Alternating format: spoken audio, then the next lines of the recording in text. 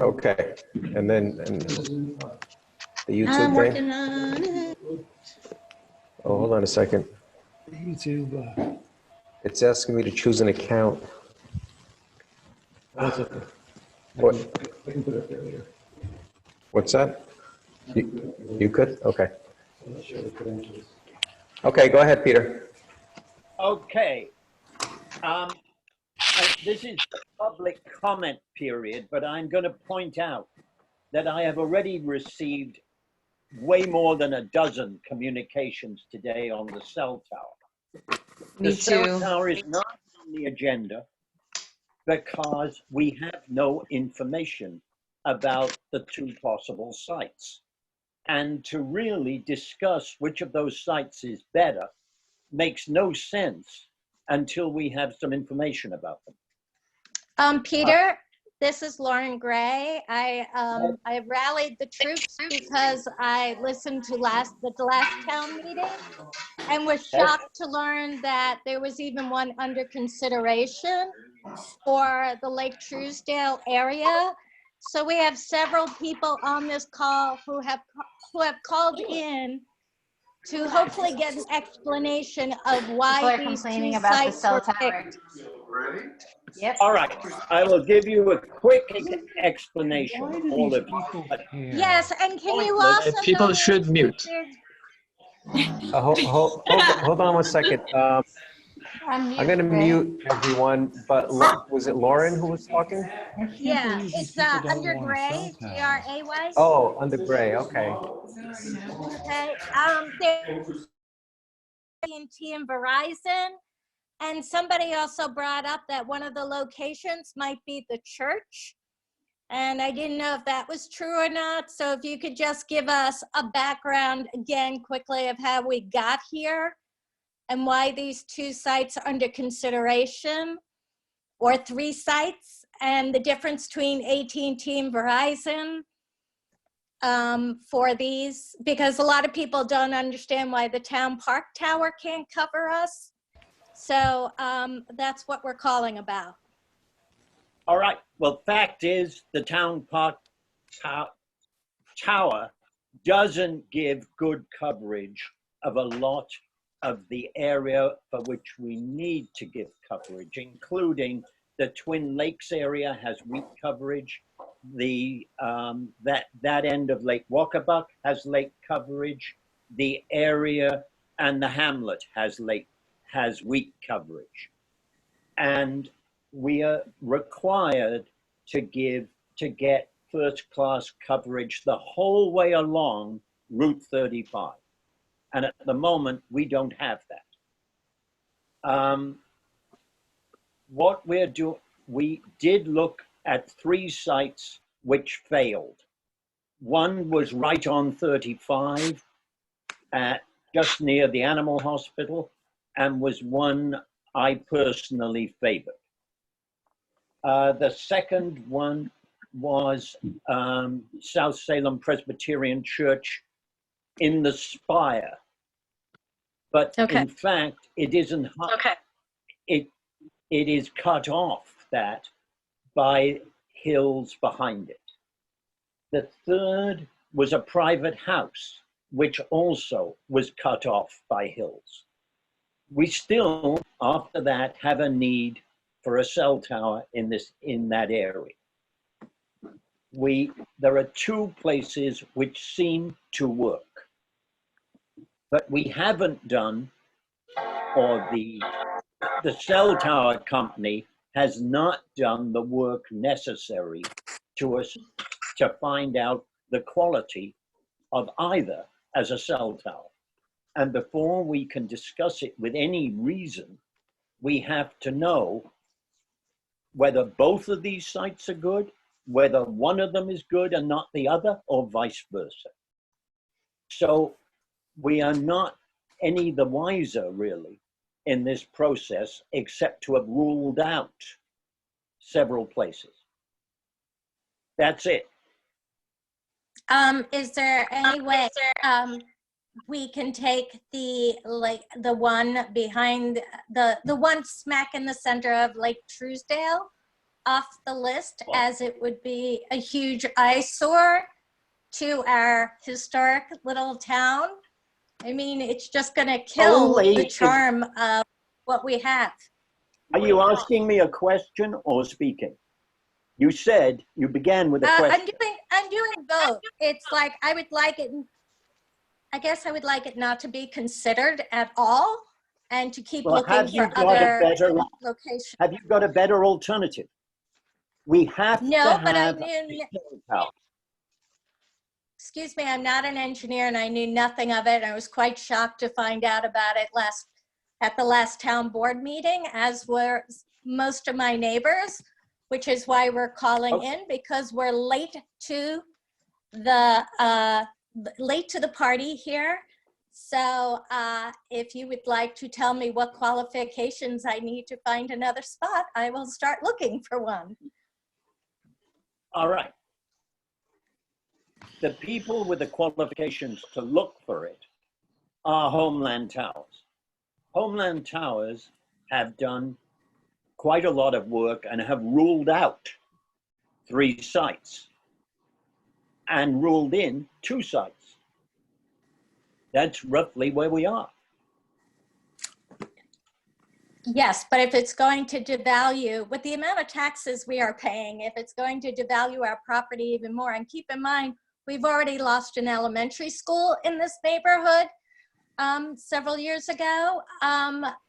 We would like to try and keep the charm as much as we can, and not have a cell phone tower right on our lake.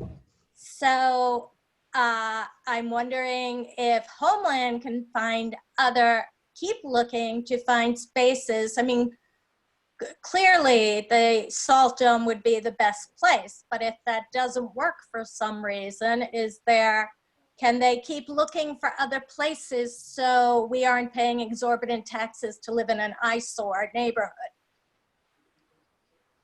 All right, first of all, I don't know, nobody knows whether the Salt Dome is going to work completely or whether the recycling center would work completely. We just don't know that. And I'm finding, if I'm sounding impatient, it's a bit pointless to have this discussion until we've got some facts in front of us. I know, and I understand that from your point of view, but our point of view is, can we just take the recycling center off the table and not even pursue it any further, since it's a problem? So what do I do if the Salt Dome doesn't work? And may I say something too? There are people here who are not for the Salt Dome either. So if you don't want to talk about it tonight, then we shouldn't talk about it. But people putting out opinions there, it's going to become a big debate. There has never been a cell tower put anywhere in this town without substantial opposition, as far as I know, except for the one at Leon Levy, which predates anybody getting upset about cell towers. Well, is there any way to take the ones that are pre-existing and boost them so that they cover more of the area? These are the kind of questions you need to ask when Homeland Towers is in the meeting. And when will that be? Since we have not I don't know. They will be in the meeting when they've done the work. Can we have a preliminary meeting with them just so that they can share whatever they do know at this moment? Like before they, do, tertiary analysis of everything, they can tell us how they got, to these 2 sites, in their professional estimation, what the possibility of identifying any other sites are, answer questions like this boosting question or any other alternative technologies, et cetera, et cetera. Just have a an initial hi, how are you doing with them? We can, Dan, but quite honestly, they've done a heck of a lot of walking around the area and searching out of sites already. Okay. Well, then Dan's we can saying, take can care they of- come tell us that. about that? Like, why don't we have them come to the next meeting or All the right. meeting after that and I'll tell us hold about the them work they've done and early. how they pared it down?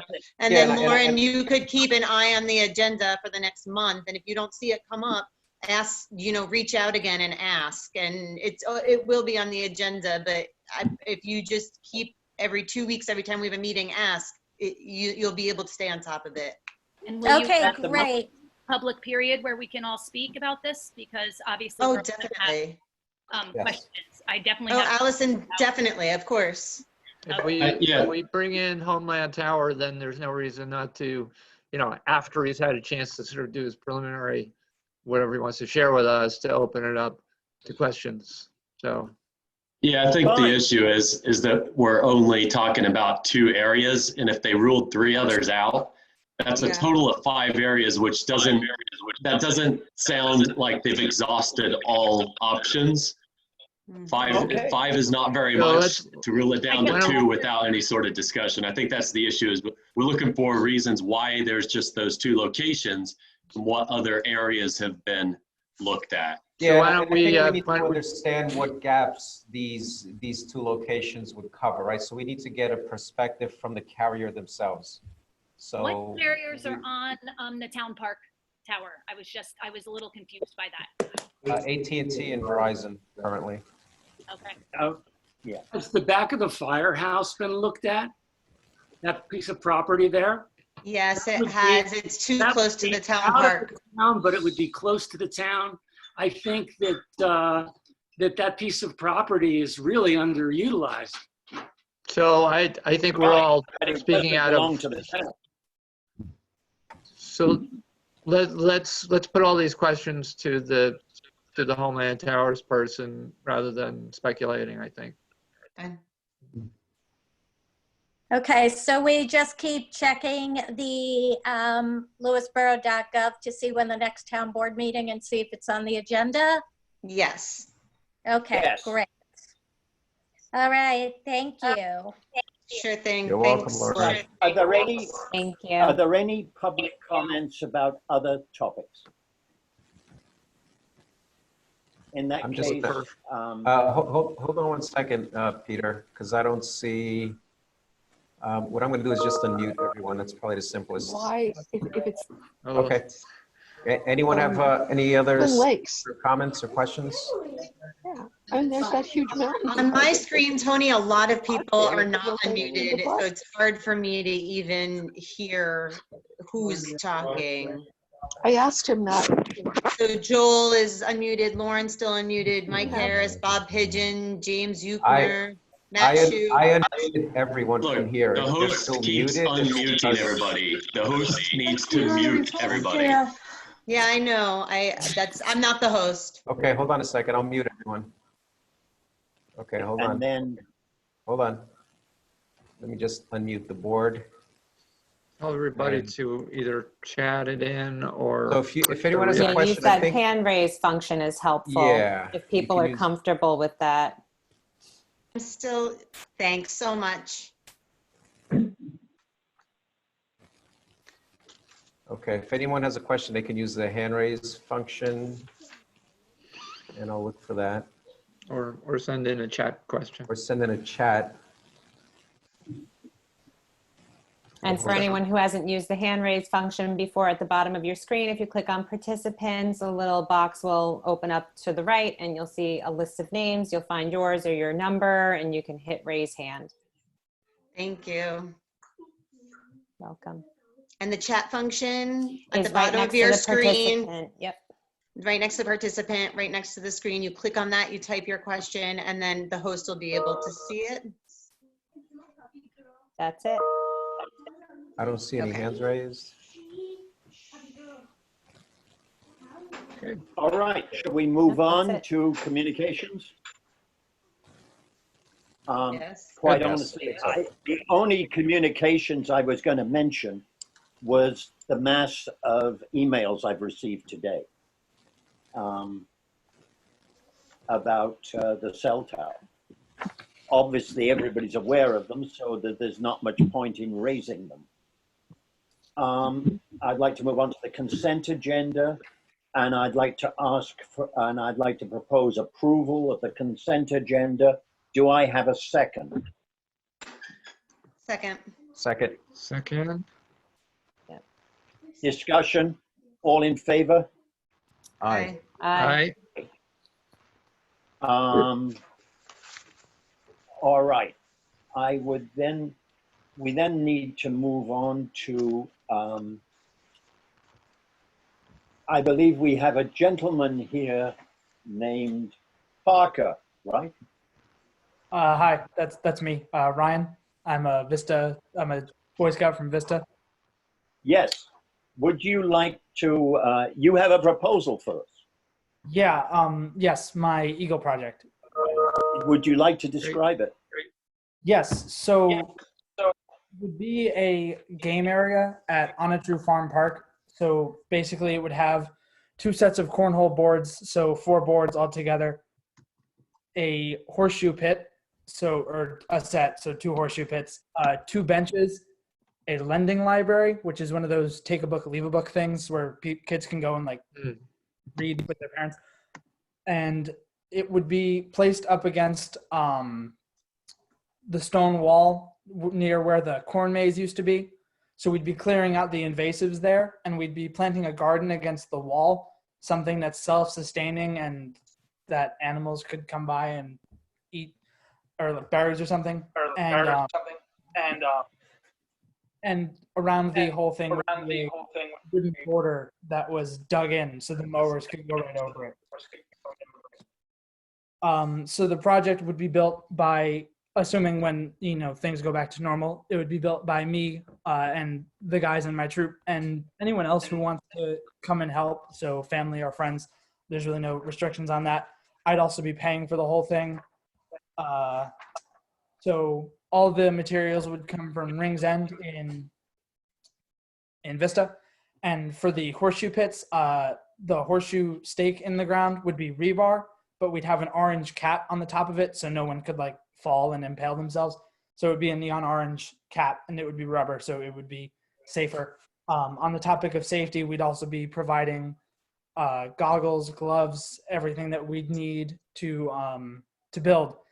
And no one above or under 18 is allowed to use power tools in Boy Scouts, so that's not a safety liability. Oh yeah, so it was approved by council, so that's all good, and it was approved by the Parks and Rec Advisory Committee 2 weeks ago, I think, and the garden club. And I have a drawing here. I can scan this and send it to you. I meant to do that for the Parks and Rec Advisory Committee, but I totally forgot. That's my bad. So I will scan it to anyone who wants to see it. Yeah, definitely scan it and send it to the supervisor and CC all of us. Okay. And so yeah, it's been approved by everyone. And send it to ACARC at the same time. Okay. You can find my email on the website, or Kirsten Conran is the secretary for ACARC. Got it.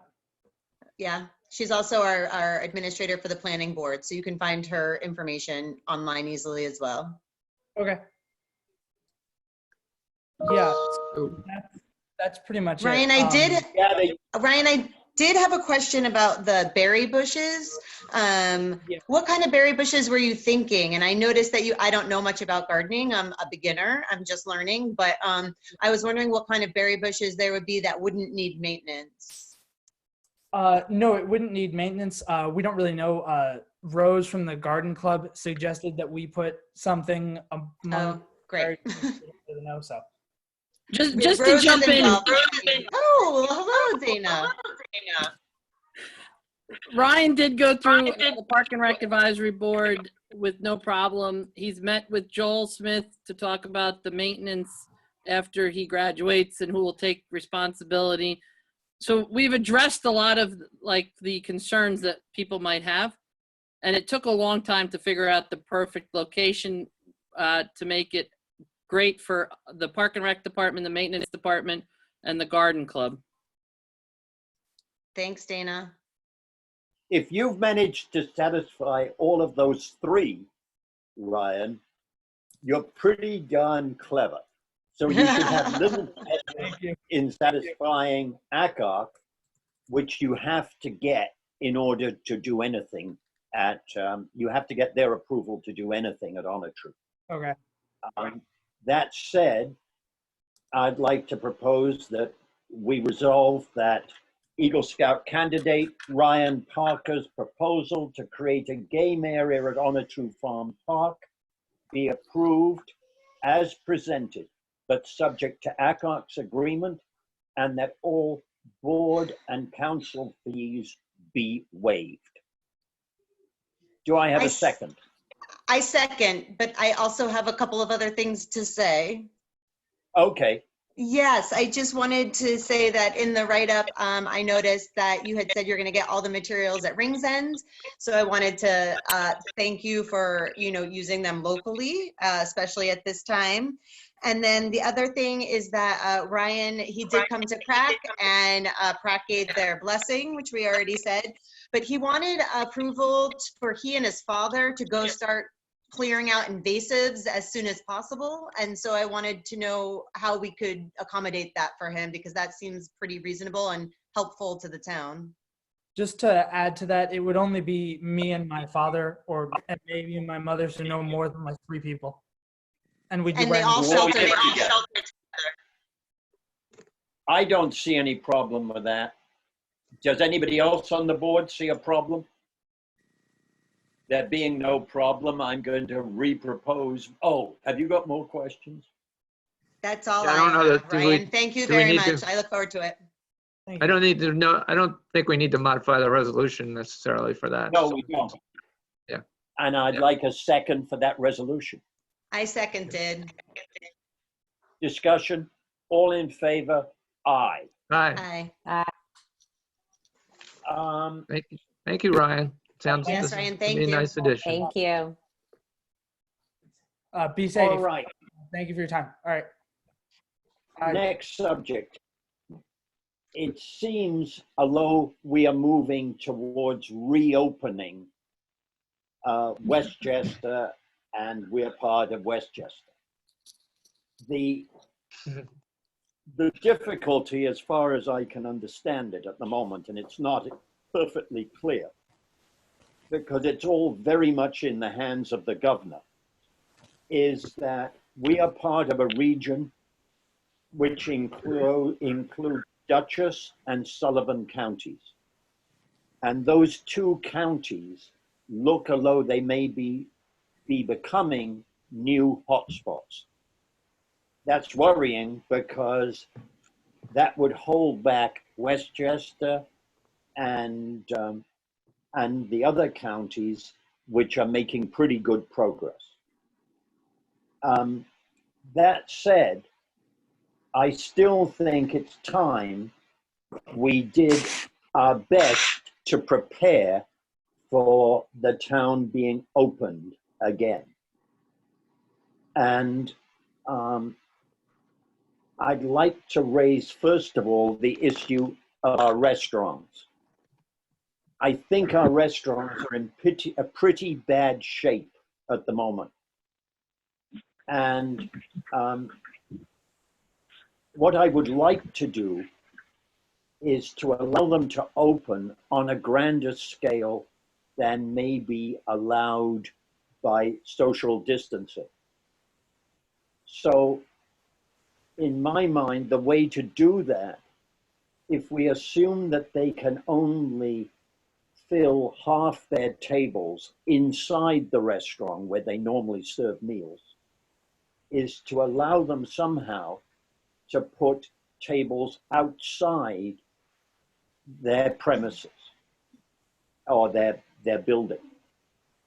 And Yorktown has already passed a sort of law to allow their restaurants, once they're allowed to reopen, to put tables either on the sidewalks, which is very relevant to Golden's Bridge and maybe even relevant to Cross River, or to put up tents on their property and to put tables in the tents.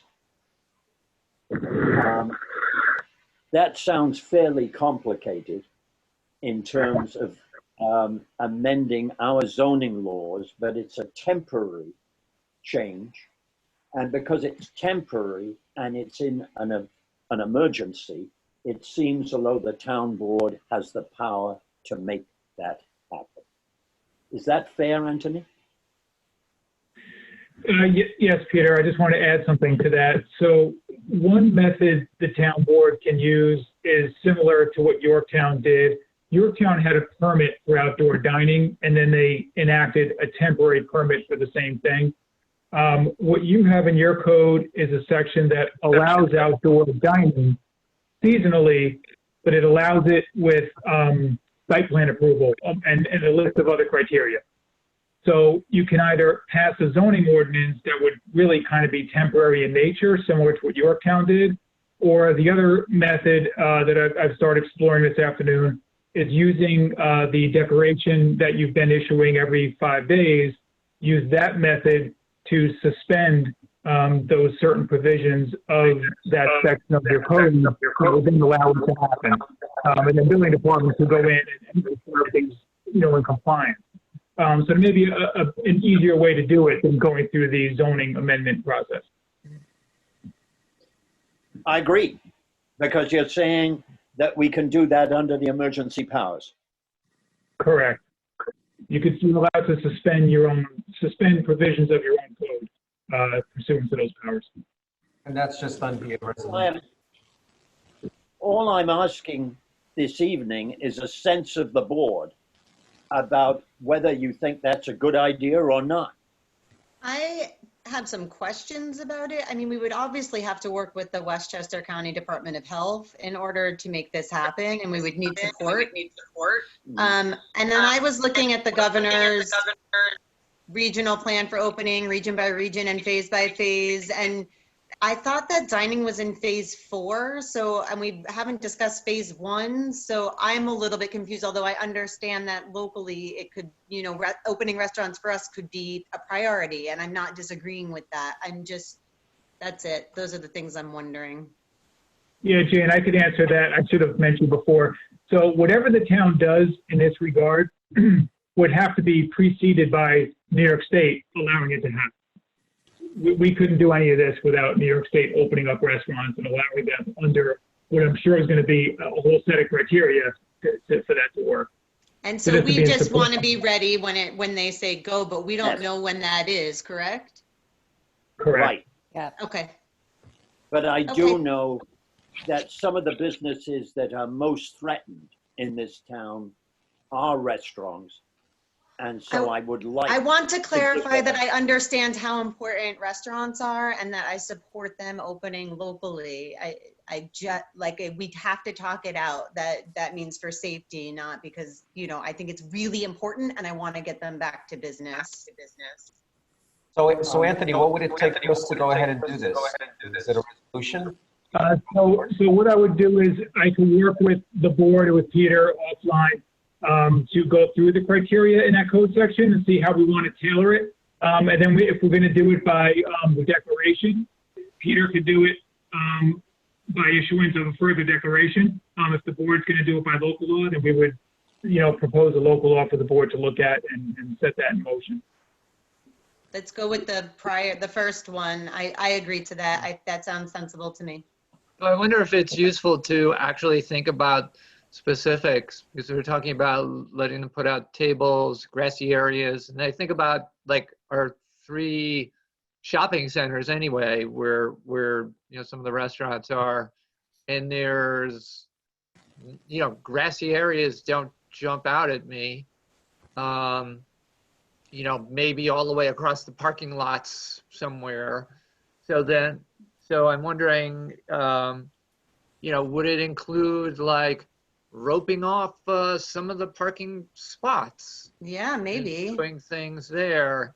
And if that was the case, does this still fall under, if it's a a matter of the shopping center putting out picnic tables, essentially.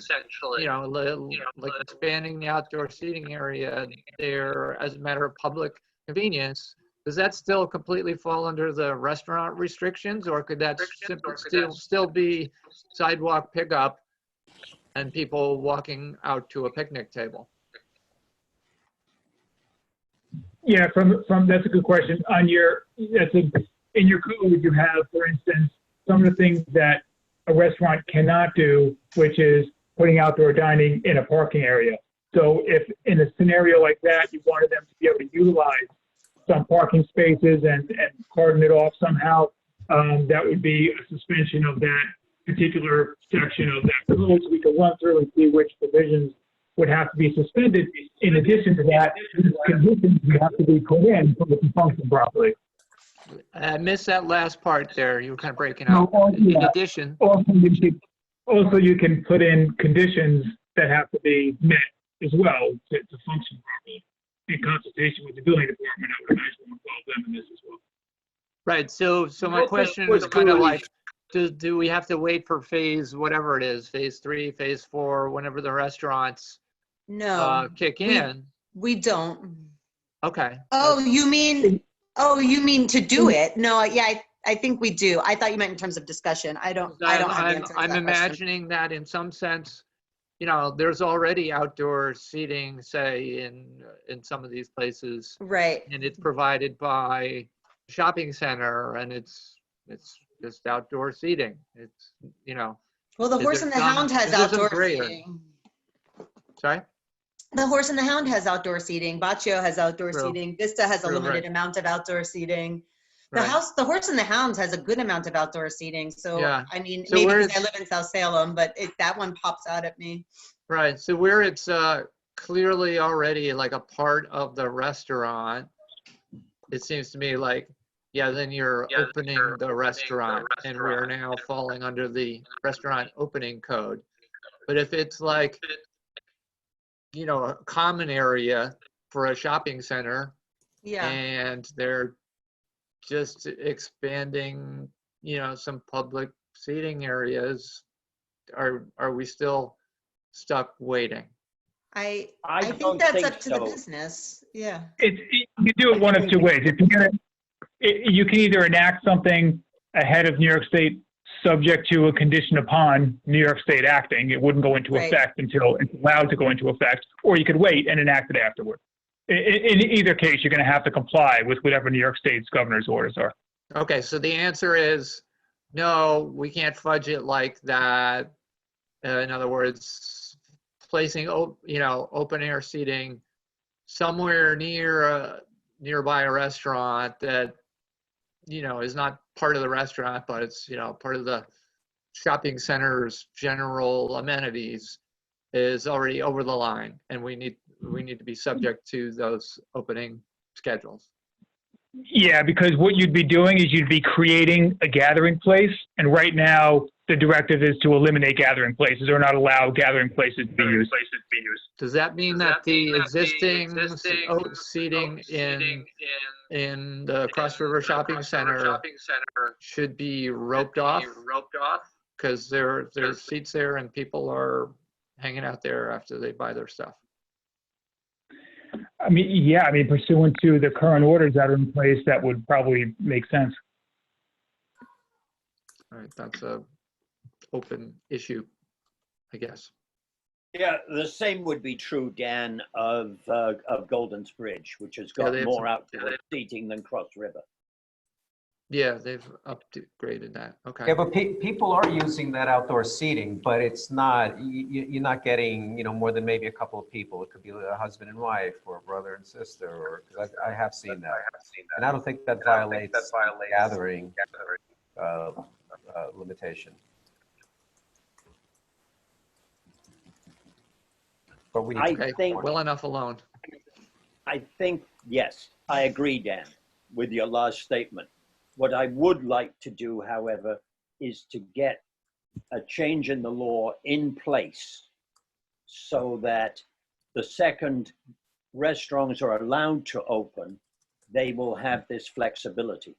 we Fine, it's also, we also have to explain it to the restaurants before they get this. So I'd like to pass it. I'd like to have a law in front of us at the next board meeting, and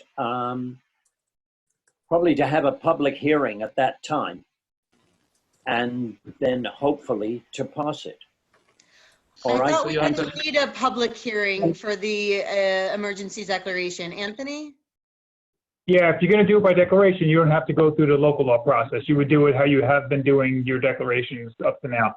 So what I Okay. understand as the next steps are that the supervisor and Anthony Mollet, our lawyer, are going to work together on a law to put before us in 2 weeks, and the board will look at it and we'll pass it. It'll be ready to go, and we'll get input along the way. Is that what's happening? Other than Yes, it's I'll not get something really a out to the law. board. I'm sorry, Anthony, what? I'll get something out to the board within the next few days. I will- Okay, great. Okay. So we don't really have to wait 2 Thank weeks, you. right? I mean, we can get that done, say, within a few days. Well, except I'd like to give you the chance to read it through. Right, right. But my point is, we ideally would want to have the restaurants get a head start with this, right? So they can start planning for it. Okay, there are a lot of other stores in town besides restaurants, which are going to need some help restarting themselves, I think.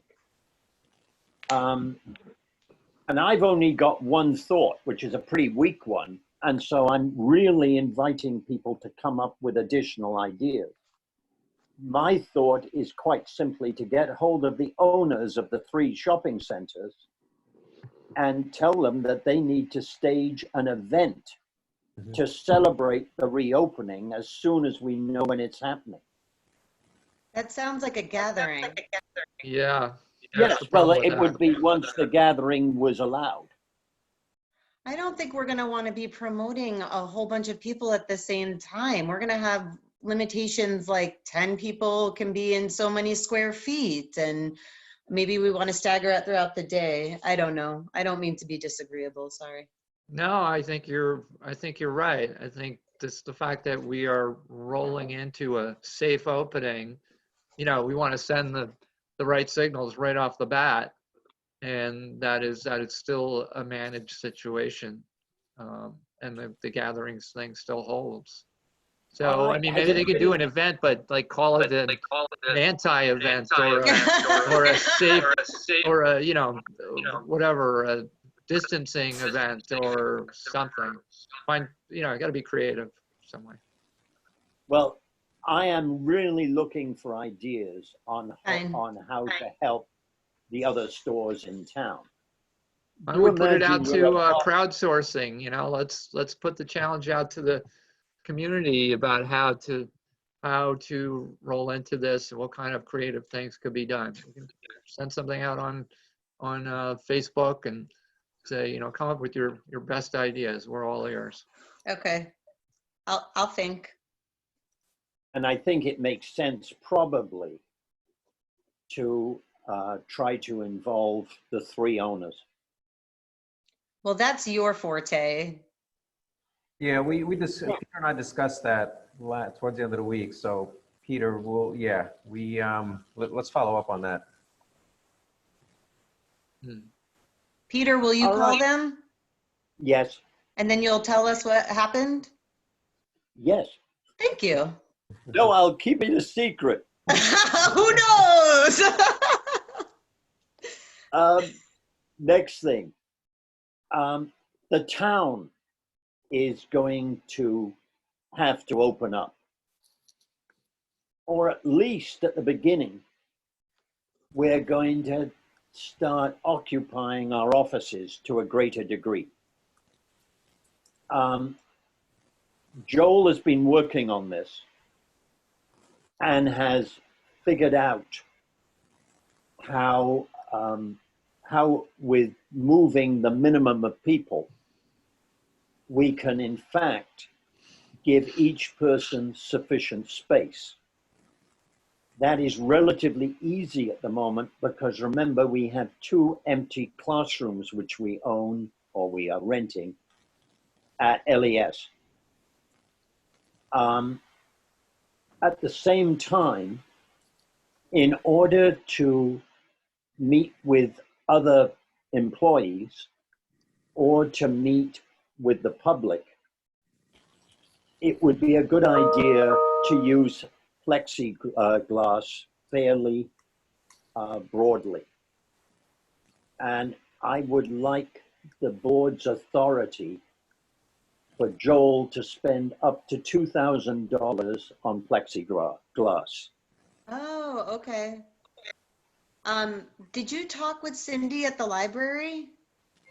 No. She wanted to talk about if we were ordering plexiglass, that we talk to her because they're considering it as well, and we might be able to work together to lower the cost.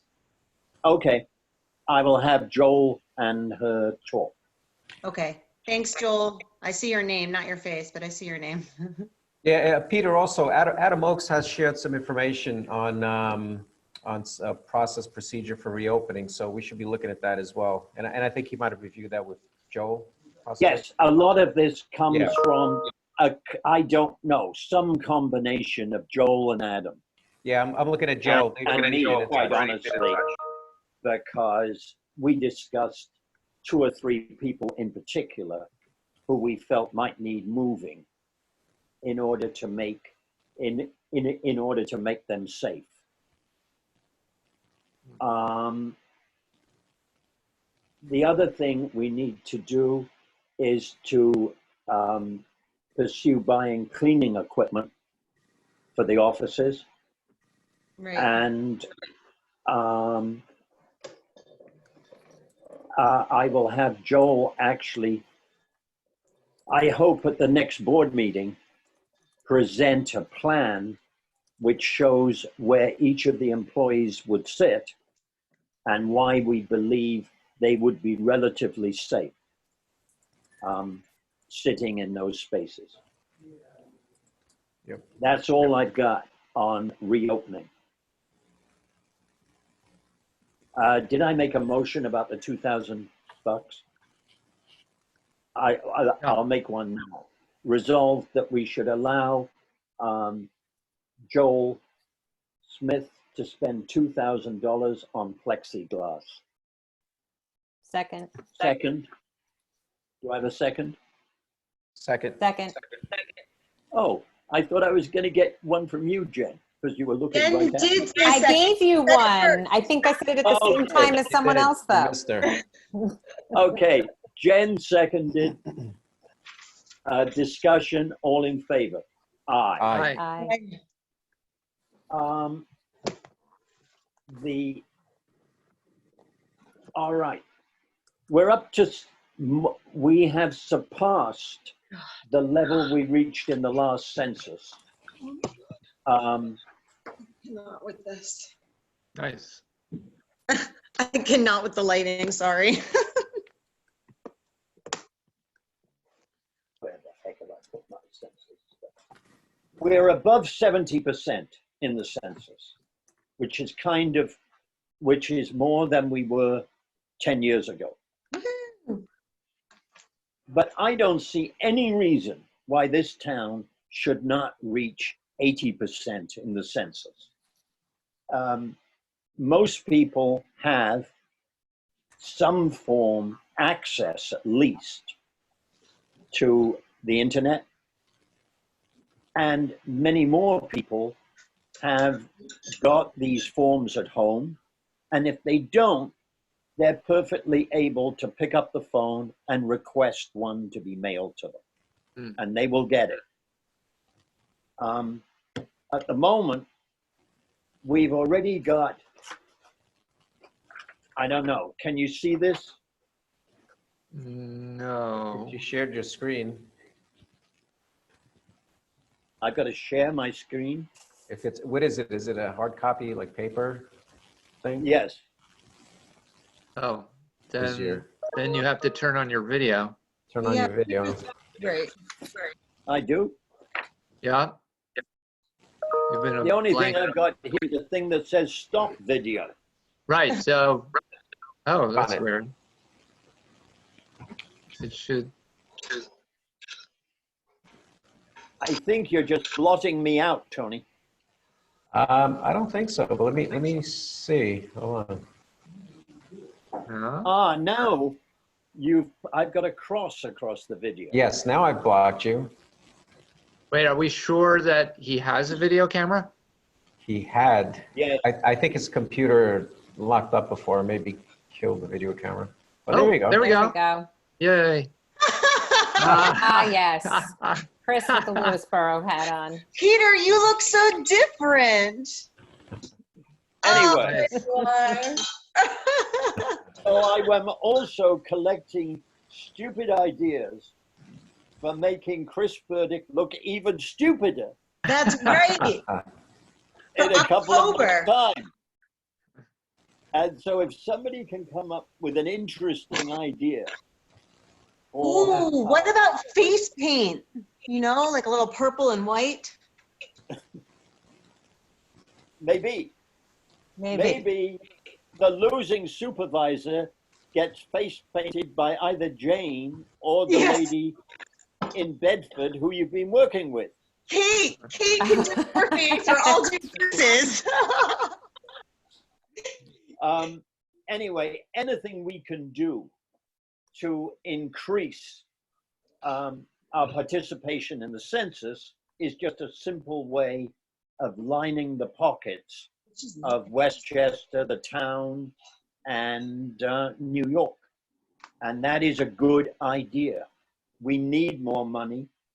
And the more people participate in the census, the bigger our share of money from on high. And we have till October, right, Peter? Yes. Well, we haven't. So do we want to consider doing something like, I know we've talked about mailers before, a postcard, or some other ideas? To get the word out? I'm a bit scared, I will admit, of spending money on this at the moment. Yeah, You why know not how just I- try to do like one social media posting a week with a different trivia fact. Yeah, I love that. We're gonna echo about the census. And we I can think set that may that up be a so good that it idea. does it on its own, like every Wednesday or every Tuesday. Mhm. How many people think- were in the first census? That's And right. That's including the 3/5 of the those people. The people who only count, did they count 2/5 or 3/5 each? Three. My gosh, you were pretty generous over here, weren't you? Oh, That's not an appropriate thing to say. Okay, I'm sorry. The community Compared appreciates with where it. I come from, you were. Anyway, any ideas for pushing the census are very much welcome. I also think you're being a little withholding in your praise of the town. I know that you like to push, but I do think that we've done a really good job responding to the census and have gotten that feedback. And in fact, we have surpassed our entire 2010, how many people have already completed it. So there's no reason not to shoot for 80%, but I think that a pat on the back is just as motivational as a carrot. I'll tell There you you why go. I want to go for 80.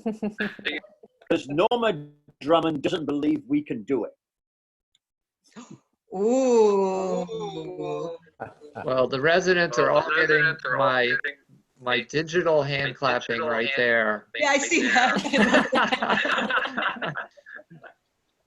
And I'd like to show her that, I'd like to show Norma that, for those who don't know, she is the Commissioner of Planning and the Census.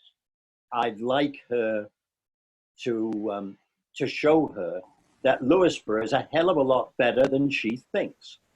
If you can get them to commit, if we get to 80%, they get us a bus route.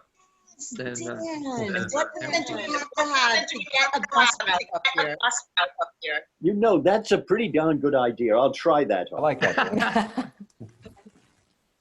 All right. Norma is a particularly nice lady, incidentally, who I enjoy Good. talking. She'll be amenable to that idea. I'm not sure. The next item on the agenda is something I've done before by mistake when I didn't have it.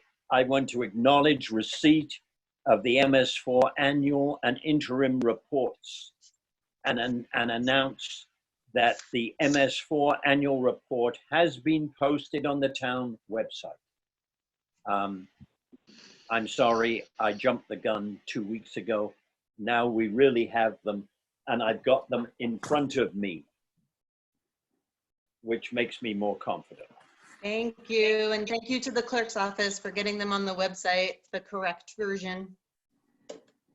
I think we talked about it a bit, and but it deserves to be mentioned again because a lot of hard work goes into it, and it's part of the critical infrastructure for protecting our water supply. So and a lot of that work is done by the highway department.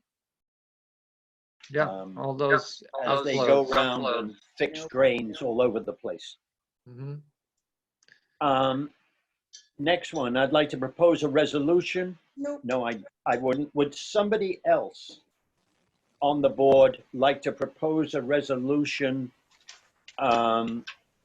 approving the 2020 Partners in Safety Agreement and authorizing the supervisor to sign it?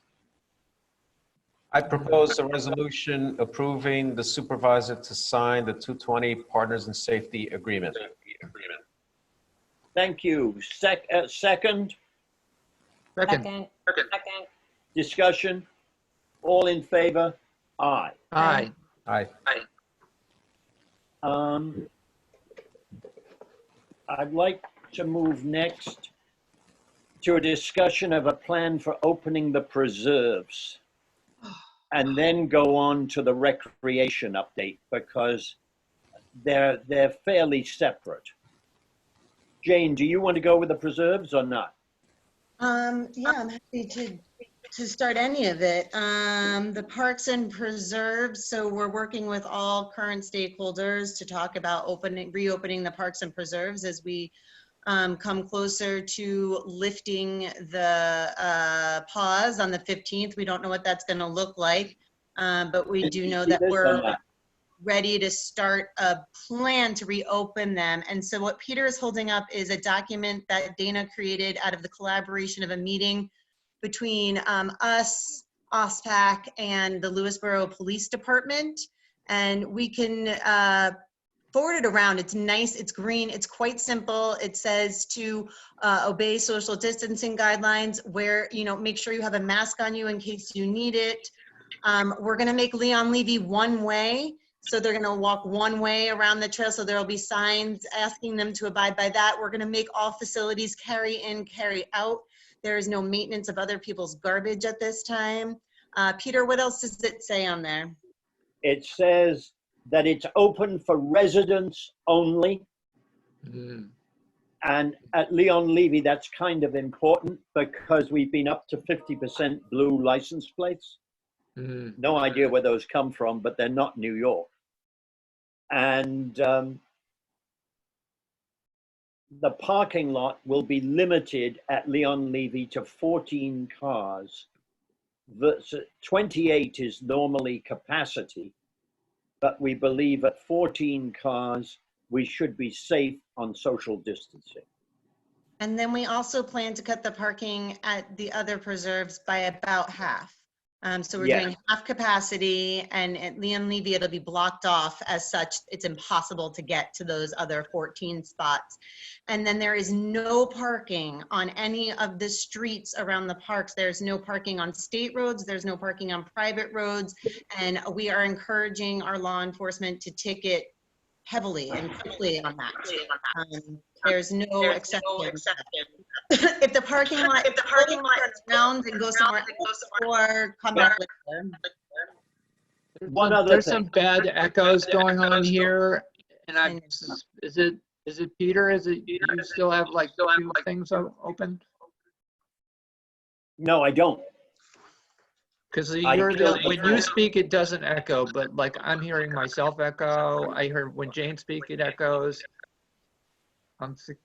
So you don't have your phone and your computer on. All right. No. Can I Right. say one other thing which is on this sign, Yes. which is that group activities and gatherings are prohibited. Mm-hmm. And all that will be enforced as well. Yeah, now, this is, in fact, Dana has bought, I don't know how many, but signs like this, sufficient for the 4 preserves. And as soon as they arrive, we will move ahead with this. And I didn't see the whole sign. Does it indicate there's a fine, for example, if a Connecticut car parks in Levy, or is No, that a separate? it doesn't say there's a fine, but I think we're fairly safe with a sign like this. I just sent out the sign to all your emails. Oh, thank you, Right. Dana. Thank you. I think Dana's And done a Dan, good the only job on thing, the sign. that it says that will be ticketed is if they park where they're not supposed to. If they exceed the parking lot maximum. That will be hard because we won't know which car exceeded the maximum. Okay, but the assumption is where it says open for residents only, that people are putting themselves in ticket jeopardy. They should know that. And then we had talked about having employees or a volunteer monitor those parking areas. I'm hearing myself echo too, Dan. I'm sorry. I don't know what it is. It's really horrendous. But I don't know how to stop it. Is anybody else to be muted? Maybe Tony, mute. There's a couple of people try muting everybody other than board members for the moment. I think everybody is. I see Sean Okay. is unmuted. Not that that's the culprit, but No, but it seems to be a How's little that? bit better right now, right? now it's better. Yes, it is better. So we had talked about having a volunteer or an employee kind of monitor the parking areas, and I'm wondering that, and we also discussed doing these preserves first and seeing how it goes, and when that is running smoothly and going well, then we can, and for 2 full weeks, then we can talk about, what the parks might look like. But back to the monitoring of the parking areas. Peter, Dana, did we make any headway with that? I think we decided that the time we probably needed, that the only preserve we needed to have somebody at was Leon Levy. Yeah. And that should be and that the time we needed it was at weekends in particular. Right. And that should be some combination of the police and Parks and Rec wearing yellow or orange jackets, Okay. which would give them the look of authority. Great. Except for Dana, who's got a look of authority anyway. If Dana's there, there's no need for orange anything. And we have an OSPAC Zoom meeting set up, and that's going to be discussed because we Okay. know that the bulk of the people are going to show up Saturdays or Sundays. So that there's going to be spot checks by them, and not so much more so that to monitor it and report back to us. Right. Not board. Okay, we're echoing again. Dana, it's you. Did we put a date out that we were looking to do this yet? No, I know echoing the again. last time we discussed, It's not you, Dana. we were It's trying to Sean. get everything in line. Tony, are you and Sean in your same room? No, Joel and I are in the same room, but Yeah, it Sean, is Sean. I don't think Sean. he's got audio. Because Well, Mute he's Sean. not muted, and every time he comes doesn't- unmuted. Right, but it does not give me an option to mute or unmute. Sean. So I don't think I he's. thought we were just okay for a minute. I thought We you were. had, No, you can't mute that. Huh? I was just muting and unmuting certain people, All right. and then Now we're all muted. are you muted on your? You're not muted, but the echo's back. Testing. It is pretty bad. Yeah. Okay. So you can't mute Sean because it really feels like it Nope. must be Sean. Cannot do it. Dana, can you get in touch? Can you text Sean? Yes. Can He you doesn't have- ask him to yeah. get off? Well, Well, hold on a second. I'm gonna put Sean in the waiting Or room for mute a second. himself, or in the waiting room. Try it now. How's that? It's good. That's Oh good no, it's now. not good. No, it's not good. So it's not Sean. Let me bring him back in. Sean, we're so sorry. We. Gosh. Hey, I guess we're just gonna have to cope with it. I'm gonna we can eliminate ourselves. Like I'll mute myself and test, please. Actually, it seems to be working okay now. I muted Peter. Oh no. So Yeah, it is fine now.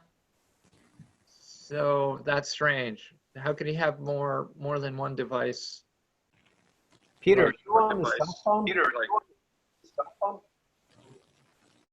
Peter. Yeah, Which device are you talking into? the computer. What about your phone? it's not The better for phone- me. They got the echo. The phone is not on. Okay.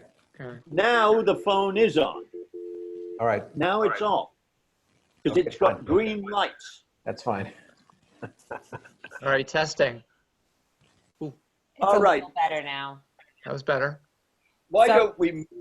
We're good now. Well, the only thing is, before we move on from parks, we didn't discuss, at least for the public's benefit, a date to do this. I know the last conversation. date we were trying is to put all these when- other details in place so that we could have a defined period of time this would start.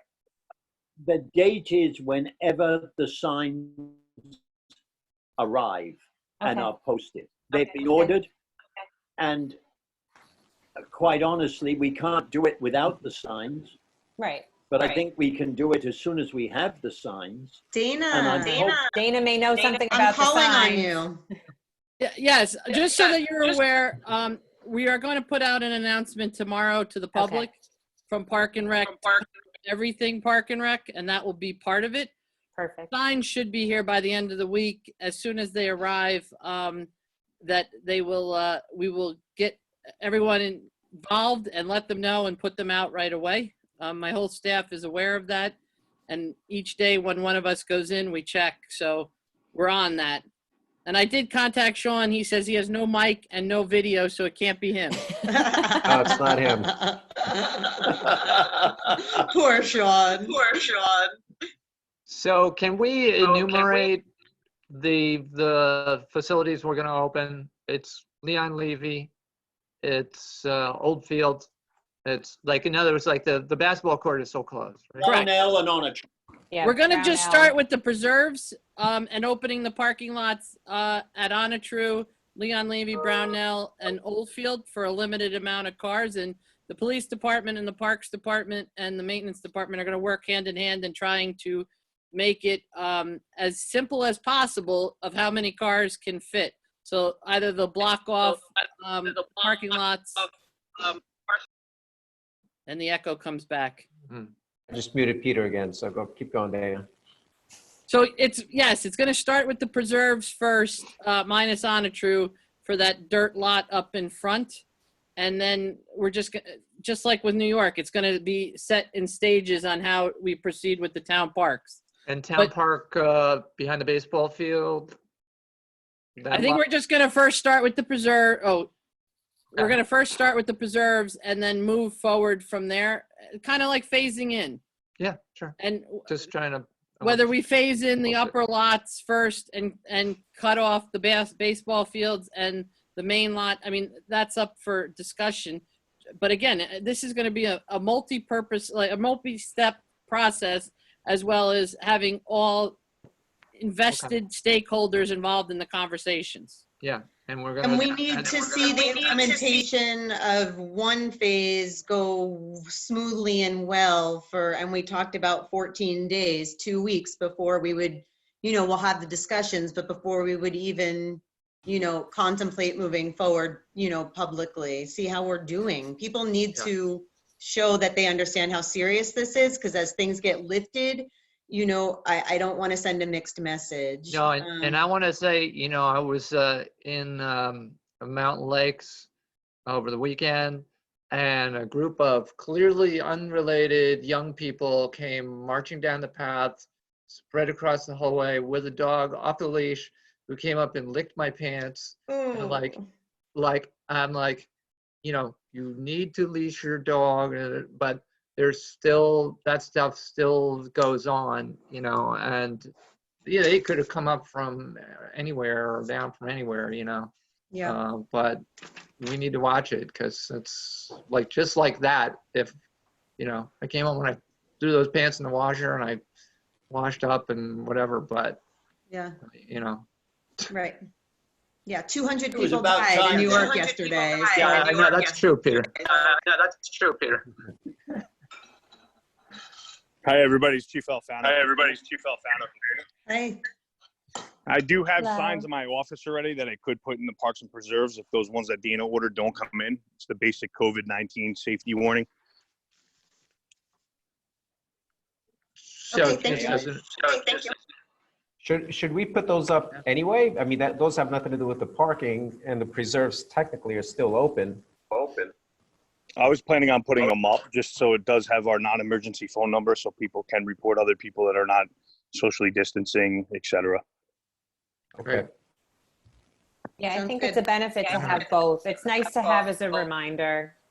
As Jane mentioned, as the restrictions lift, I know everybody's excited to get back out and return to some kind of normalcy and accessing these parks and preserves, but we do have it's a public health issue, so we do want to remind people. All right. I don't think do we need a resolution to do that, or are we just all agreed? I think we're all agreed. I think we're just, Right. I think we're just discussing. Jane and Dana, do you want to go on with the rest of Parks and Rec? Yeah. So I'll go ahead and say what I know, and Dana, you jump in and correct me, and then I'll hand it over to you and you can finish it up, because you have a lot more information than I do. So for right now, all of our spring and summer programs are canceled. So anything up and through June 30th that came out in online, or the brochure that came out in the mailboxes, is moot. Any new or virtual programming, which we are talking about, and all of that will be communicated to the public through the Parks and Rec website, through their Constant Contact, and through their Facebook and social media. Teen Treks, the email went out this afternoon, this is for the benefit of the public and the rest of the board, that Teen Treks is canceled. There are two options for people. They can either take a credit, or they can have a full refund. By May 15th, the full refund will be the default. So there's no need to be in touch if you want the refund, but if you want the credit, please be in touch with the Parks Department. So the rest of camp and summer programming, right now we're holding off on registration. We are asking families to please not count on us to run summer programming. It doesn't look optimistic. We have a travel component to our day camp programs, which we obviously can't run, which is why Teen Treks was canceled. So even if we are able to hold some kind of limited program, it is not going to look like Lewisboro Town Camp that you're used to. So please be expecting that. Just like the governor has this regional and phased opening, he's the top banana here. He's really guiding the ship for all of us. So it really is going to be up to the governor and his orders to see what happens. As Supervisor Parsons mentioned earlier in the meeting, Sullivan and Dutchess counties have become hotspots. And so that's bad news for us. Westchester is getting better, but those two are heating up and we're considered part of their region because we're counties that touch one another. Then the pool looks a little bit more reasonable. We don't have any we don't have a date. We don't have any expected dates, but we do expect that it looks a little bit more reasonable, but there will be lots of strict social distancing guidelines if it does open. Some of the things that I would like to see and that I discussed with Dana and Prac lifted off the ground, I would love to start with like a virtual bingo bash. And then some other things I was thinking about, individual sport lessons, things where you don't have to have a lot of contact, and tennis, golf, and softball lessons all kind of came to mind. I know my girls were really looking forward to their first season of softball. They were going to do KLBS softball and they're disappointed, but I think that they would really love to, you know, in some way get with an instructor or keep distant from 4 to 6 other kids and learn how to hit a ball. I think, Dana, that's all I have. So I'm going to throw it over to you for any corrections or additional info. Thank you. Fireworks are definitely canceled. Prac and my team are coming up with an alternative, like a spinoff of the egg hunt that we did with the Lions Club, to kind of compensate for no fireworks. It will be nowhere near what fireworks was, but at least there might be a component of a contest. I'm going to donate with my own personal funds, prize money or prizes for participation. And we're going to do something, a component to help the community with the fireworks. The town pool, there is no way possible at this point any pool in Westchester will be open up for Memorial Day or any beach. So we know for a fact that the pool is not opening at all on May 23rd. And right now we're just hoping for July 1st, July 4th opening, given Cuomo and Latimer's blessing and permitting for the health department. But everything else, Jane pretty much covered. And I will take any questions if anyone has any questions. And permitting for the health department. We open up, and I will take any questions if anyone has any. Ooh, where'd that go? One thing for sure, I'm confident that you guys are going to be creative because you certainly have been during this initial period. So correct. And Jane was right. Tomorrow we are announcing our first Zoom bingo. We're going to start with the kids. And, then we might venture into adult bingo. So it's like bring your own drink to bingo. That's a good question. Like, is this a public facility where we, can allow or not allow liquor? From the comfort of people's own home, if they're over 21 at a social event, good luck.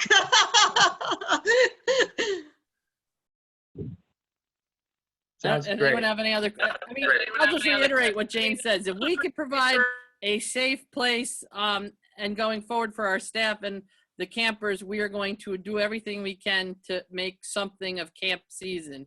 But again, our hands are going to be tied to what happens on a state level and a regional level, and what we can do and what will be feasible. And having said that, I also think it's important, and I didn't get a chance to do this before the meeting, even though I talked to Peter about it, and you maybe all have already, is to keep updated on the Connecticut guidelines. Because if Westchester and Connecticut have different rules and laws around this stuff, I think we can anticipate our residents going over to Connecticut. And again, I haven't really done my homework on Connecticut. I've really been doing a lot of my homework on New York and Lewisboro. Yeah, but it's just something to think about. And Connecticut announced that they will open camps on June 29th. Whether they can or not will be another story. Yeah, we'll have to wait and see. No questions. Excellent. Thank you, Dana. Thank you. Thanks, Dana. I'm muted or not? Am I? Now you're not. Okay, there's one thing I would like to add in this section, and that is that that we have agreed that the community garden at Honor True can open under fairly strict rules. No more than 4 gardeners within the garden at any one time. And they must exercise social distance. Shed is off limits. Bring your own everything. No use of common tools, wagons, or anything else. Gloves must be worn at all times. Masks must be worn at all times. And parking is permitted only in the dirt lot on the left as you come in. Okay, so there's a little bit of a problem there with people who want to use the preserves, and then that cuts off a lot of the parking. No, That we only open that one dirt lot, so I thought we were considering parking for just the garden club people. I also think we should add no eating in the community garden. No heating? No eating or drinking. Oh. You're gonna have kids running around there with goldfish and juice boxes, and I think we shouldn't. The community garden. Okay. It's a rather sedate set of people. And in fact, I wish there were more young people involved in the garden, but they aren't. Anybody can.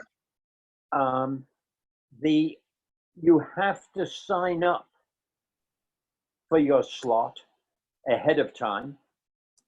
And we had thought that because we were limiting the number, that there is room for 5 spaces for the gardens and 5 spaces for the preserve.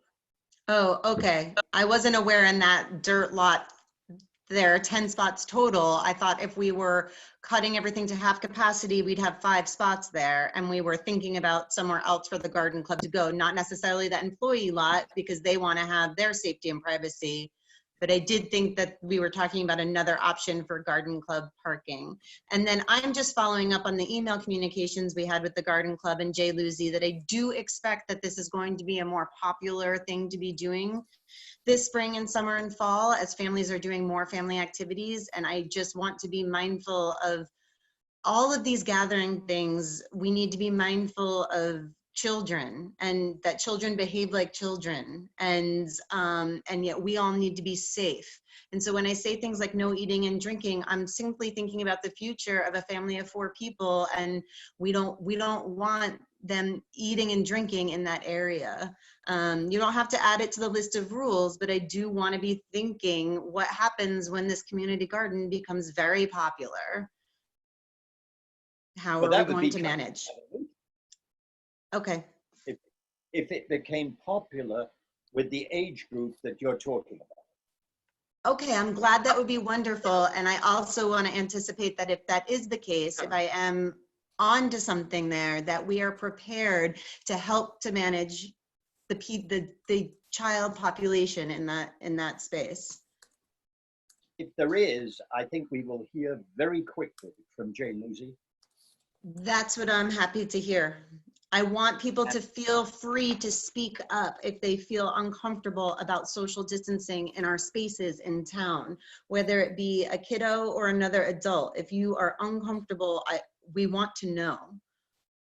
Okay.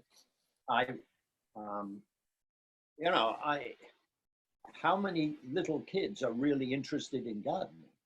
A lot of them. I don't know. Do we want to send out like a survey monkey to ask people in town how many people in their house under the age of 18 like to garden?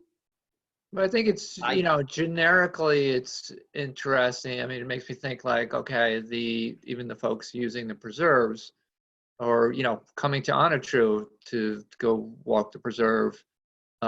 We say it's a carry in, carry out, but, we could, we could say no, and people need water when they're walking. Yeah, it's hard to hike with kids without eating. And I was thinking more in an enclosed border space. Yeah. But maybe it's totally moot. The experience of the Westchester Land Trust in other preserves is that they have not, although there are a lot of people using the preserves who haven't in the past, they do not drop any more litter than the people, you know, with the rise in litter is strictly proportional to the number of people. Okay. Not to the, it isn't that newcomers litter more. Go newcomers. What?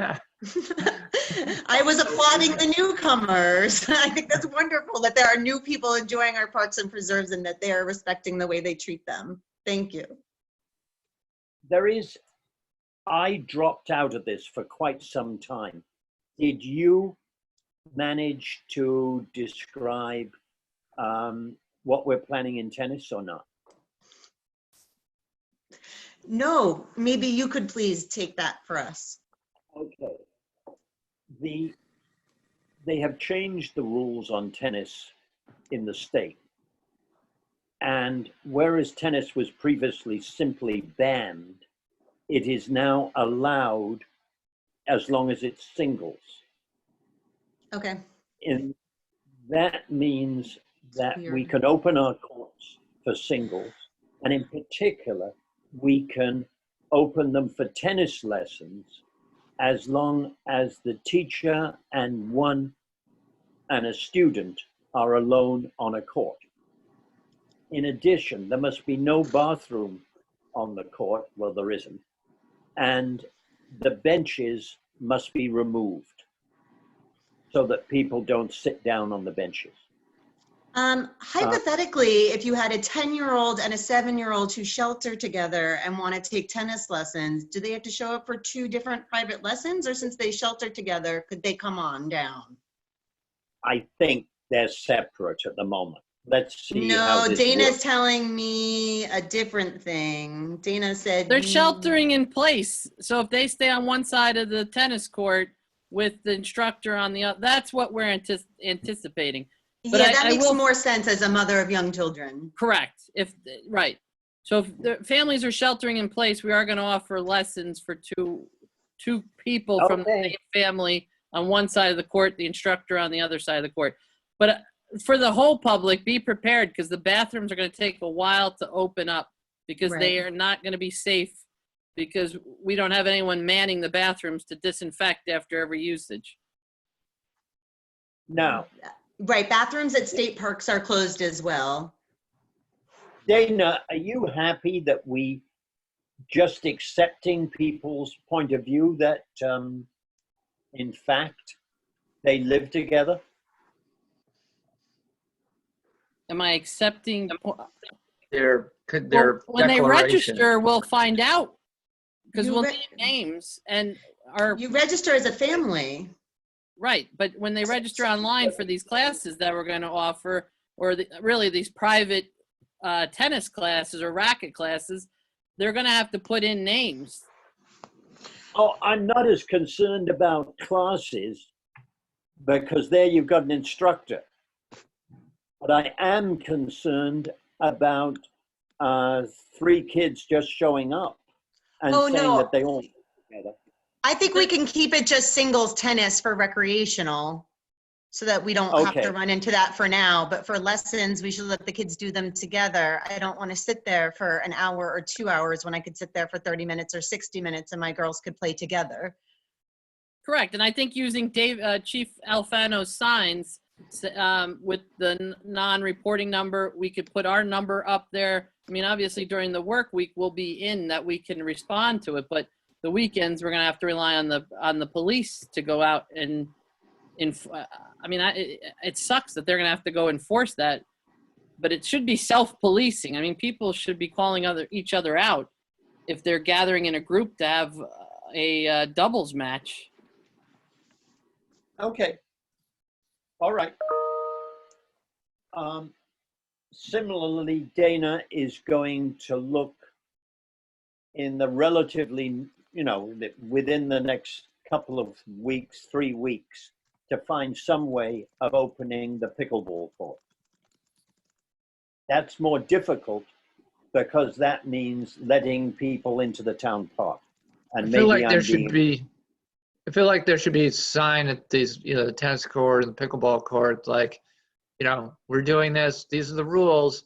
And if we find the rules, are not working, the courts will be shut down again. Dan, that's think going to Okay. go out Right. in the email tomorrow. Yeah, And and it should be posted too. Correct. And I think honestly believe that I'll put it in the update. as much as Peter's not going to want to hear that, those pickleball courts are probably going to be one of the last because of the basketball hoops. Because Right. once those kids have access to the basketball hoops, Okay. we're not going to be able to prevent them from using them. Right, we're just, right. Mhm. All right.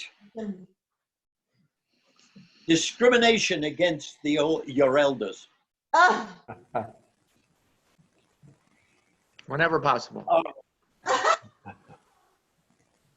All right. Is there anything else on Parks and Rec, or shall we move on to leaf blowers? I have nothing else for Parks and Rec. Thank you, Dana, for coming and all of your input. Thank you. Thank you, Dana. Thanks, Dana. I think she's gone, which means we're officially done with Parks and Rec. Gave us a thumbs up. Oh, okay. Okay, who is here to speak about leaf blowers? Jack and Nancy. Okay. Jack and Nancy, carry on about perfidious leaf blowers. Okay, and we'll try to be brief. We have 8 slides to show. It'll actually make us go faster because you'll see things better. So I just hit share screen. Yes. Okay, I gotta get this thing up. Yeah. You're off. Not yet, kiddo. I think you have to go through this. Do it? No, they're not. Have to. I don't see it. Do you guys see anything on the screen? No. So you No. click the little green thing below share screen, but then you have to click Select. you have to select a screen and hit share screen again. Oh, Shoot, I'm having trouble frozen. getting. We're frozen. Oh, wait. I don't know. I don't see the cursor. We're not doing well here. Oh. It's okay. Take your time, and Escape. We're not going anywhere. There we go. we're not. And you can email us if you There we want. go. There we go. I think I got it. How do you, what do you see on our screen? Right now, we see a blank white. Yeah, The that's pencil. Okay. Okay, now we're going to bring this up to the slideshow. Now what do you see? Got it? White screen. Ooh. Fill a white screen? Yeah, keep trying. Oh, stop share? No. Did you share the correct screen? I'm viewing yours. Shows in ours. But we're not. We've got stop Oh, something just happened. Oh. I'm viewing your screen. And it looks like, oh, sorry. There we go. We see you Looks drawing. Like I don't know if drawing. that's. I did that. That was me. Oh. Yeah. Sorry about that. Stop I was share just, for a second and then see. Jane the hacker. Back. yeah, right. I'll just share. Try Well- maybe you didn't select the right screen when you did it. Do the same thing. Share screen Right. I think you're right, Dan. and click on the actual. There we go. We got it. Perfect. Got it? Yes. Okay. Thank you for hanging on for so long. And then thank you for making this All happen. right. Oh, it's been very interesting and informative. I have to Yes, it has been. Good. So, okay, thank you for inviting us to make this presentation. And we're going to aim to get it done in 5 to 7 minutes. And because I know it's late in the evening for you and we've got more to do. I'm Jack Kozachowski. I'm Nancy Kozachowski. And we're here to talk about gas-powered leaf blowers in Lewisboro. So this has become a subject that many municipalities are addressing and the state of New York is addressing. I'm going to talk about health effects as well as some environmental effects as well. And then I'm going to turn it to Nancy, who will talk about noise levels and who will present our proposal. We've been working with Sustainable Lewisboro on this, so they're fully aware of what we're doing and have peer reviewed our report. So, okay, so health effects. When you're blowing leaves, of course, the leaves are going up in the air, but that's not breathable. But in addition to leaves, you got a lot of dust, a lot of particles, which include dust, it includes animal feces, it includes pollen, it includes allergens, everything that you see on the right here, where the person is breathing is, it's just kind of suspended in the air, and breathe it in, and the degree to which particles will cause a health effect depends upon their size. And we have three sizes here. One is the orange one, that's called PM10, which is about the width of a human hair. Then the red one is about a tenth of a human hair, a tenth of and then the ultrafines, which is the smallest one, is 1/250th of a size of a human hair. So these are really tiny particles. And the reason why the size of the particle matters is that when you breathe it in, if it's a small particle, it will go down further into toward the lungs. And when you get down towards the lungs, you have these alveoli and bronchioles. The alveoli are the bubbles in the middle of the screen. And when it gets down there, there's two things. It's harder to get out, but just as important, the alveoli are so important because that's where the exchange of oxygen with the blood occurs. And damage occurs by scarring the tissue. When that happens, you are more subject to health effects from other sources. And one of the sources is of disease, of course, is the coronavirus. And now, gas-powered leaf blowers have been proven to emit particles. A recent California air sampling study showed that emissions from a leaf blower increased the concentration of these microscopic particles 50 times higher than the other air around you, the background air. So it does prove that these are the particles from a leaf blower will reach you. Now, the people who are exposed to these particles and breathing them in and getting them into their lungs, into their air sacs, long-term, run a higher risk of death from COVID-19 if infected. This was proven by a study by Harvard University. It was recently published in Nature. I read it. It's very robust, the study. And it showed that there is a statistically significant increase in COVID-19 deaths among people who have, in the long term, been exposed to small particles compared to those who are not exposed to small particles. Particles are an air pollutant from many sources, but gas-powered leaf blowers is one source. So this is a risk. I'm going to turn now to environmental effects and talk about the environment of your yard. Closest thing to nature is usually your garden. And if your garden is far away from where these leaves are blowing, yeah, you might think, oh, it's just the area where the leaves are ballooning out that's going to be affected. It's far away from my garden. But that's not the case, because remember, the particles will move farther, and the New York DEC has published on their website that the velocity coming from a leaf blower is approximately 200 miles per hour. So it's blowing a big tsunami of leaves toward whatever's in the way. If that's your garden in the way, you're going to get that high velocity onto the garden.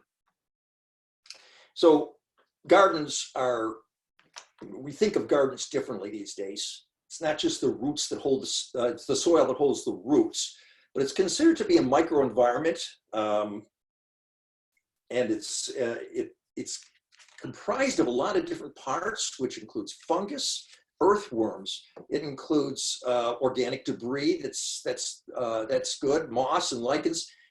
They're living in a network of harmony. And when you put 200 miles per hour on it, that's just going to blow things away, and it just disrupts it. It's not going to kill it.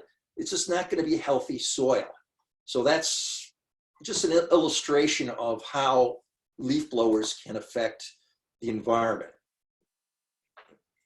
Okay, now I'm going to turn to Nancy. So the EPA actually mentions on its website the association with leaf blowers and hearing loss. So they've got about 85 decibels, at which point you can sustain hearing loss. And once that loss occurs, it just doesn't come back. Leaf blowers, they estimate, have about 90 decibel level. So next one. So DEC has a number of recommendations, New York State DEC. One of them is mulching instead of blowing the leaves.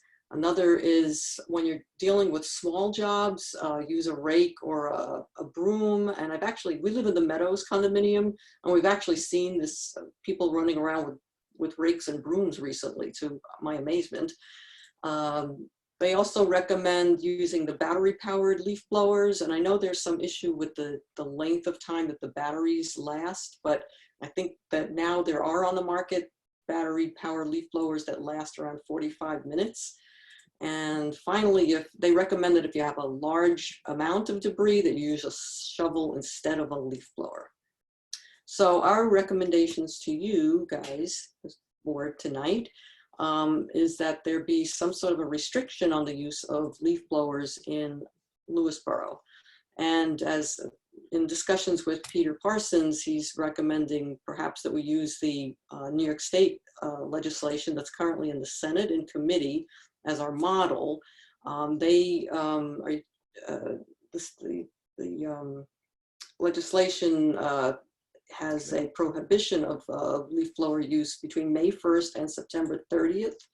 I would recommend that we include language regarding midwinter restrictions. There are about 17 towns in Westchester that already have such restrictions, and they range between just summer, and some have midwinter as well as summer. We might also want to restrict hours for leaf blowing on the weekends. So that's all we have to say on the subject. And if you have any questions, we'd be happy to answer them if we can. I'm gonna stop sharing. What happened to it? We don't know how to stop sharing. Oh, stop sharing right up there. Okay, we're back up. So thank you so much for presenting that, and I apologize for the echo. I did have a question. Somebody had made a comment that the study you had mentioned, the Harvard study, was more about urban areas. So were you making an extrapolation about the the tiny particles causing the respiratory illness, or the study you're referring to, did it talk specifically about leaf blowing and those particles? Oh, no, it did not talk about leaf blowing. It talks about particulates in general. So you're using kind of that scientific knowledge with the particulates and saying leaf blowing does do this, so that's something we need to be aware of. That's right. And as I said, it's, there are a lot of sources of particulates, but leaf blowing is one, and it's very localized too. I mean, you can if somebody is blowing leaves 50 feet away from you, you're exposed to the dust.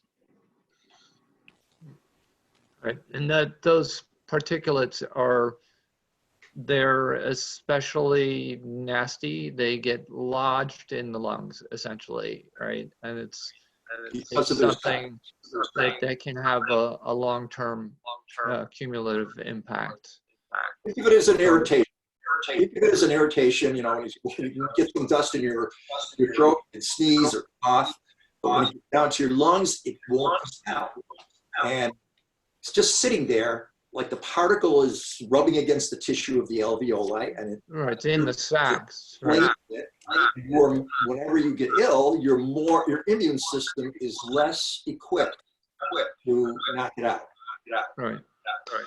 And we, we know, I mean, the point is raised that the Harvard study isn't speaking exactly to this situation, but this has been a long-term or a long-lasting sort of debate where, folks with asthma and other respiratory issues have been like raising this for a long time, even prior to this. And, we get regularly, feedback from people who are, have trouble when this season comes up. And I mean, I think there may be a place for the equipment and the use of it, but there's also a tendency to just use it pretty indiscriminately. So we've all walked by, areas where they're basically just dusting paved surfaces with it.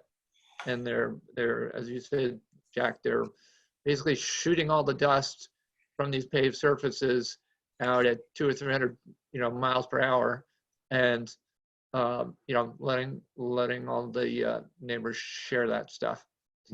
So I'm glad that that's being raised. I think we're going to have a healthy discussion about this, and certainly it's going to be there's going to be a lot of input from our neighbors, but I think Well, I already see somebody kind of asking for the other side of the argument, and I don't have it to share. But if there is another side to this argument or other facets to think about, we do need to invite that into the conversation. Mm-hmm. How many? I know I asked you to speak to Lewisboro. Peter, you're on two different screens now. I wonder if it's even worth us to take a moment and have Peter log out of everything and log back in once. Actually, hold on. Let me put Peter number 1 in the waiting room. Peter number 2, are you there? Yes, I am there, and I'm trying to ask them a question. Oh, Okay. good. And there's no echo. Perfect. This is good. Now, You the logged in question twice, is a Peter, pretty but go ahead. simple one. How many landscaping owners of landscaping companies have you managed to talk to? I've only managed to talk to one. We haven't. This is the opening here. We wanted to let you know what about our research, and I think, as from my experience working with city government, once the legislation, if the board decides to go forward and draft a regulation, then that's the time for outreach and meeting with leaf blowers and allowing citizens to give their own input. Okay, I've been talking to one leaf blowing, one owner of a landscaping company, all right? Obviously the one who does my property. He says that the hell at the moment, his practice stretches across a variety of towns. And one of the difficulties is different rules in different towns. Mm. Sure. When I gave him the proposed state thing, he had no problems with it at all. Because it was simple and to the point. Great. That's right. And we don't know if or when state legislation will be enacted. No, we don't. But it's a good thing. I would prefer not to be in the situation I am with plastic bags, where I'm going to have to modify the town's legislation, or I'm going to have to abandon the town's legislation in order to fit with the state, which had a milder version.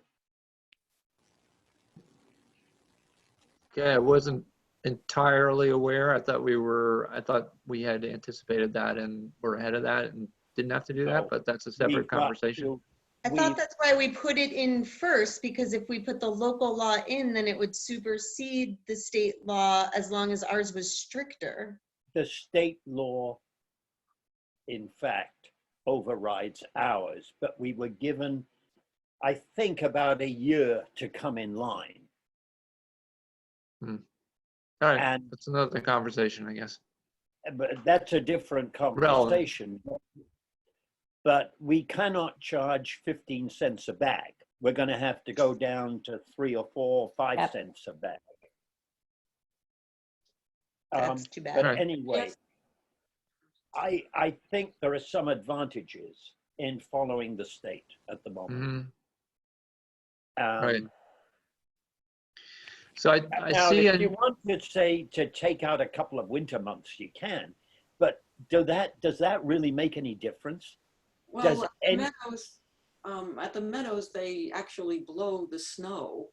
When there's a What? light dusting of snow, they actually use the blowers to blow the snow, which, it are doesn't even those do a the good same job. machines or not? I don't know. Yep, they are.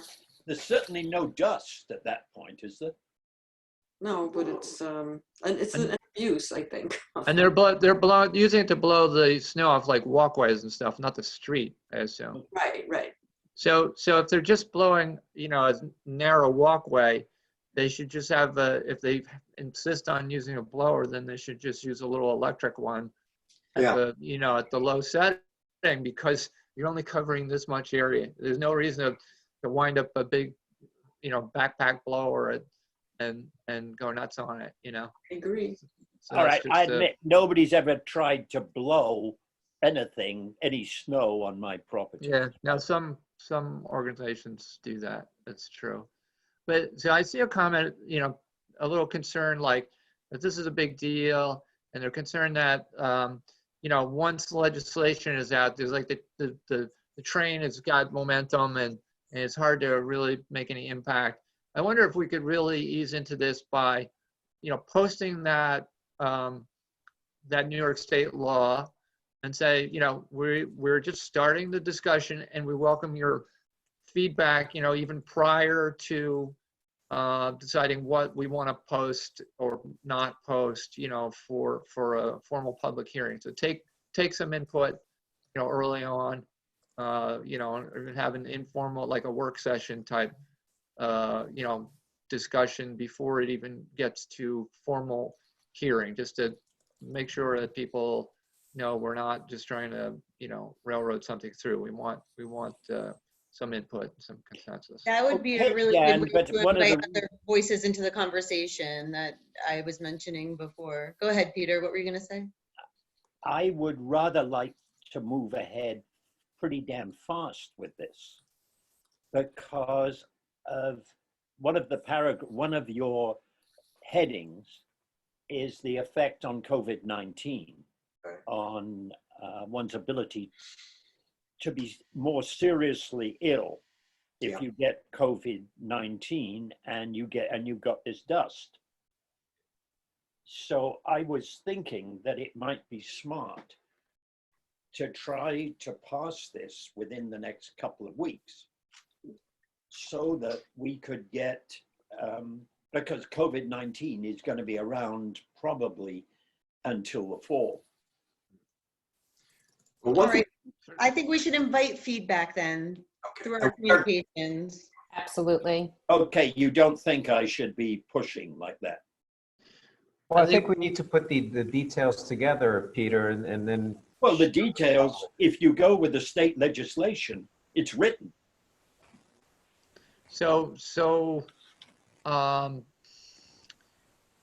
Right. Well, the one thing is, I'm sorry.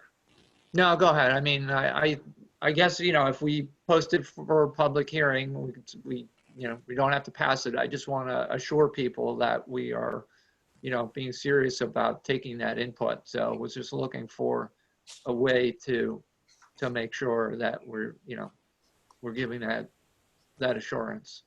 And based on how this same, well, this was more of a prohibition in Bedford, wasn't it? But there was such a reaction from the leaf blower, from the landscapers, that it probably would be wise to meet with them before the public hearing. That's all right. Well, that's what I thought you were going to do. Well, we want first want to see first thing we wanted to do was tonight to see what the board feels about it. Okay. And We're then interested in more information moving forward if I'm this taking right. that picture right. And one last thing, we Nancy and I are going to be submitting an op-ed to the Record Review, which we've reviewed with the Sustainable Westchester, Lewisboro, and that'll be like a beginning of an opening of education to the public. I think that the document that your draft on which you sent me for publication in the Record Review is a very good and convincing argument. And that's one of the reasons I'd like to kind of act on it. I don't know how long it takes to get in, once you submit, or if they'll even if they'll even publish it. But you want me to call the editor? Yes. Please. Have you submitted it yet? I mean, it would show that Well, I guess he should know that the board is looking into this, because it'll. Well, the board has looked into it, and I think if you were to poll the board tonight, have you heard? Well, I'm in favor, maybe of not exactly the same legislation as you are, but pretty damn near. I think Dan's in favor. Ask the other three members of the board to speak up. I'm in favor. I think I've done a lot of speaking up. I'm in favor. I'm in favor as well. I think it makes sense to put a measure like this on the books. We've certainly seen neighboring towns, pass similar restrictions. And we know from an environmental standpoint, there's concerns there, but certainly there's, a public health aspect as well that we're contending with this year in a major way. So it seems like an important step on the path towards ensuring resident safety. I'm not sure which version best suits us. So I think it's just the ultimate path we choose. And I think that's maybe what Dan was saying as well, adopting something similar to what's been proposed at the state level versus, going with like a time prohibition or restriction, like I think Bedford adopted at one point, or that might be what they still have, being the path forward, but. Well said, Jen. Thank you. Yeah, and I'm okay with the seasonal limits and potentially, hour limits as well, time of day limits. But I would like to see what the state legislation looks like and how we would. Okay, well, you've got it, don't you, or not? Am I the only person with it? I have not. I thought I'd circulated it to everybody. Okay. I remember seeing it. I think I would just put a note out there that activities in Albany are seriously curtailed. So no, they are. A bill like that, I know, but I'm just mentioning for the public as well. So a bill like that that hasn't moved at this point probably won't this session, which means that it would have to come up again next year. So, just so people have an idea what the process is, I don't think that's an item that we would expect to pass imminently. No, but I think Peter's point was like, yeah, even if it's next year, it'll be kind of less traumatic for us if we're aligned. Certainly with the work that got put in for the plastic bag ban as well, I certainly understand the pain there. And again, you can't predict what direction the state's going to go because we saw there were, multiple iterations of that bill and then the budget proposal with that. So it's hard to kind of mitigate the local impact, I guess. Yeah. Well, the primary, the core of this state draft is basically the seasonal ban. Right? It's May through September. So, beyond that, I don't think there was a lot of nuance to it. And that's why I think Peter also sort of brought his focus to it, because he just thought from an enforcement standpoint, that just simplified things greatly as well. Yep. And it made a September also, with a paragraph on COVID-19, right. I found rather compelling. I do as well, which is why passing this May to September ban, it really covers us for a period of time until we, get back to normal, whatever that looks like. But I'm also particularly interested in this time. I mean, just for health reasons and environmental reasons, but I truly believe the impact on, it will have a negative impact on people contracting COVID-19, because it has a negative impact on people with asthma and COPD as it is. Yeah. And we're not exactly in the vanguard of this, for heaven's sake. We've got New Rochelle has got legislation, Greenberg has got legislation, Yonkers has got legislation, Mamaroneck, and That's for that is, Sleepy Hollow. Yeah, I'm going to the population centers at the moment, which, and I've given you quite a lot of big population centers there. So New Rochelle is all leaf blowers. Would we be also enacting the same, or would it be gas powered only? Gas powered.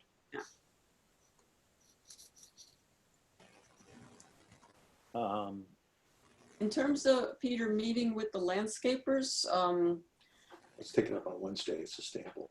oh, okay. We'll discuss talk that to on Sustainable Lewisboro on Wednesday. On how, exactly how to do that. Well, one of the things you could do is have, I don't know how many different, maybe nobody in Sustainable Lewisboro has employs a landscaper. But if they, my first attempt would be to get any member of Sustainable who employs a landscaper to call the landscaper and find out what they think. Or are you pretty sure, Dan, the way you're laughing, that nobody in Sustainable employs a landscaper? I don't know. Maybe there might be. I'm not aware, not aware of it, but there could be. But I think they might be too ashamed to admit it in that crowd. they could be. Yeah. I mean, the main thing is to get that input, and I think, you know, having sat through, as some of you have, some of the Bedford events. Yes. I mean, I think we kind of know the main themes. It's, you know, the landscapers are only providing the services that the customers want. And, you know, if they wanted something else, they'd be happy to do something else. And, you know, it's just need to be compensated for what they're doing and all that. I don't think, you know, they may offer up, you know, some other information on the health impacts. You know, maybe there's some contention on just, you know, what the impact of this particulate matter is, but I think it's primarily around their operations and their business, you know, and we certainly want their businesses to thrive, you know, but there's, you know, there's just times when you have to make some decisions. So, and they have been, and to be fair to them, they have been hurt this year. Right. Yeah. So it's even more sensitive. They have not been able to do what is the most profitable part of their business, which is improving properties, which is not, in fact, doesn't require a leaf blower normally. Yeah. But you can't go in and make new flower beds. Right. Is that part of phase 1 construction opening? I think it should be. I had mentally made a note that has got to be construction. Yes, I think it is. It was discussed in today's county call.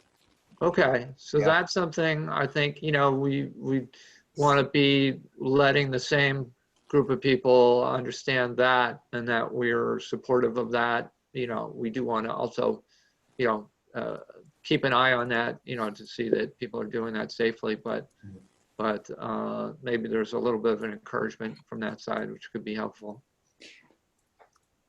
The one thing I really don't want to do is to have any noise limitation as a basis for the law, because that is going to be real trouble in terms of enforcement. It'll be a joke to enforce that.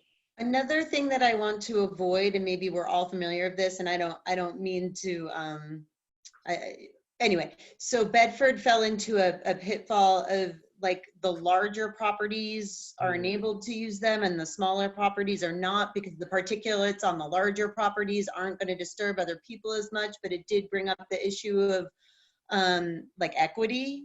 And So I just want to take that pretty seriously because equity is very important to me. I spoke to Fiona at Bedford 2020 today, and she said that they're reviewing that whole legislation because nobody's happy with it. Right. Because of that reason that you mentioned. Right. You could see how it made sense at the time, which is why I don't mean to give my colleagues over in Bedford a hard time. I mean, this is hard legislation. Hey, turn on to mute if you're going to laugh at people.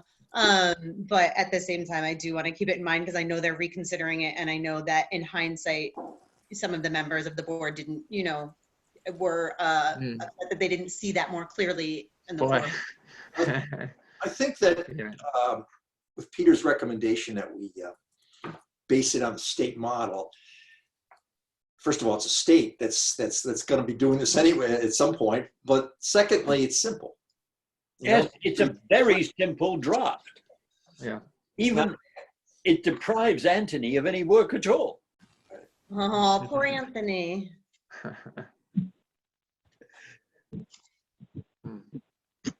All right. All right. Okay. Well, thank you for allowing us time, and we'll be happy to work with you through Sustainable Lewisboro. Thank you so And much. Thank you. I'm really pretty interested in what you get out of the landscaping community. I think you've got, my approach was basically to say there is going to be a law. Now, granted there is going to be a law, how should it work? What time period what is awkward, what is helpful? I'm feeling like maybe we ought to help guide the conversation by coming up with a nice survey where we can make sure we get specific inputs of that nature. And then maybe having our, you know, a lot of times the communication with the landscaper is through the homeowner. So, you know, we can ask homeowners to help us to, you know, to get that input. Yeah, that was why I thought that the sustainability committee might be helpful, but I gather I was wrong. Well, we'll put it, we'll just put up a survey and put it out into the Facebook, you know, Lewisboro resident groups and ask for help. I can put it in our I can just solicit feedback in our communications Good. as well, as an additional step, not to, you know, we should do all that other stuff as well. Okay. Okay. Okay, thank you. Okay, guys. Let's move on to the next item. I have got an add-on here, which I should just inform you about. There is an organization. Tony, do you want to get involved in this? Blackboard Connect. Did you read this document? I read it, yes. So I don't follow why we would want to pay for something that we already have. You already have a messaging platform? Well, so why pay for something that's going to be restricted, I think, just for, and this is the Oakridge water. So it seems to me you would use this, you know, if you felt you really need to have a direct connection with each one of these people. They sign up. This service lets you do both, you know, text and email. It's at the same time. It's all wonderful. It's been, you know, it's an extra $3,000 a year or something. Not per person. What's that? Not per person. No, $3,000 a year total, $2,600 or something, plus a one-time $1,900. I'm reading. And I think it was a fee per subscriber, correct? Yes, so it added up. There was a total annual estimation with using 450 recipients at $2,600. Right. So my question is, you know, there are other vehicles like just a Google email group. Is our functional need to be able to, like, wow, the water is poisoned, we need to get a text to people, you know, right now, like, or something like that. We need to define what it is we have to be able to do, because if it's just, you know, an email, then this is an exercise, Dan, in my mind, in public relations. We have done a terrifyingly bad job in terms. Yeah, so we've already sort of got a plan for improving that. As I recall, we went through that. We've laid out the, all the things that have to be done when they're triggered by such and such an event, and the kinds of communications that have got to go out. And, I think it's just a matter of having email addresses, and either just directly email, or, if you're going through the community associations, fine. Okay. Or as I say, you could just set up a Google group and say, people want these notices, they just have to sign up for the Google group. So to piggyback also on what Dan and Tony are saying, we have the New York alert system. We are very accessible. I don't think the problem with the Oak Ridge Water Communications has been that we don't have the platform for it necessarily. There are other places we can tighten up, and I think that I could definitely speak for myself, and I'm hoping I could speak for Ms. Castellano here when I tell you that the last thing anybody needs is like another platform to sign up for. If we're going to do something for the town-wide, if we're going to purchase something town-wide, I think we should look at that. And I have reservations about Blackboard. I haven't used it in a long time, but I did use it as a student. And I do have a lot of teacher friends who use it. And the feedback from an educational perspective is not, and they're not even using it for KLSD. They're using all different kinds of applications. But I think, and I'm not joking you, I think we downloaded 9 applications from the school already, and we're still going. And it's hard for, my husband's a techie, and it's hard for him to stay on top of it. So I wouldn't want to do that to the town. Blackboard here, community announcements there, Park and Rec there, Code Red here, like I just uniform. Remember. Yeah, uniformity I think is really key, because we do have people not using all the platforms we currently have. And I think as we've been trying to streamline our communications, that's been an issue. So going forward, I'm hesitant to add another method plus another cost for the town. But I do want to help those residents and make sure that we continue to improve communications there, because specifically on water quality, water improvements, and all the related issues that they've had down in Oak Ridge, it's been terrible. I know that the older condos, we can reach very easily via their association. There is no association for the new condos, and there is no association for Conant Valley. And we need to include them somehow in our future communications. Yeah, and I think that's part of the role of the committee that we're working to form, yes. Correct? So they will be the ones responsible for gathering the names or the email addresses, and then we can put them into an email group, to Dan's point. Okay. And just as a side note, the water treatment plant is using New York Alerts today for any emergency notifications, because that's a requirement of DEC. Tony, can I put out in communications that people who reside in those Oak Ridge condos or Conant Valley that we're trying to put together a committee, you're the liaison, we use New York Alert right now, if they'd like to get in touch with you for, can I put that out in a communication, or? So I would say yes, but part of me says, let's wait to form this committee first and let this committee do that work of gathering that input. I don't want to form yes, to the input, but I guess advertising, letting people, it's just one more way to let people in Oak Ridge know that they do have an avenue. Right. That's fine. Yeah. I mean, that's communicating to them. Mm-hmm. But I don't want to make the committee feel as though they're an irrelevancy.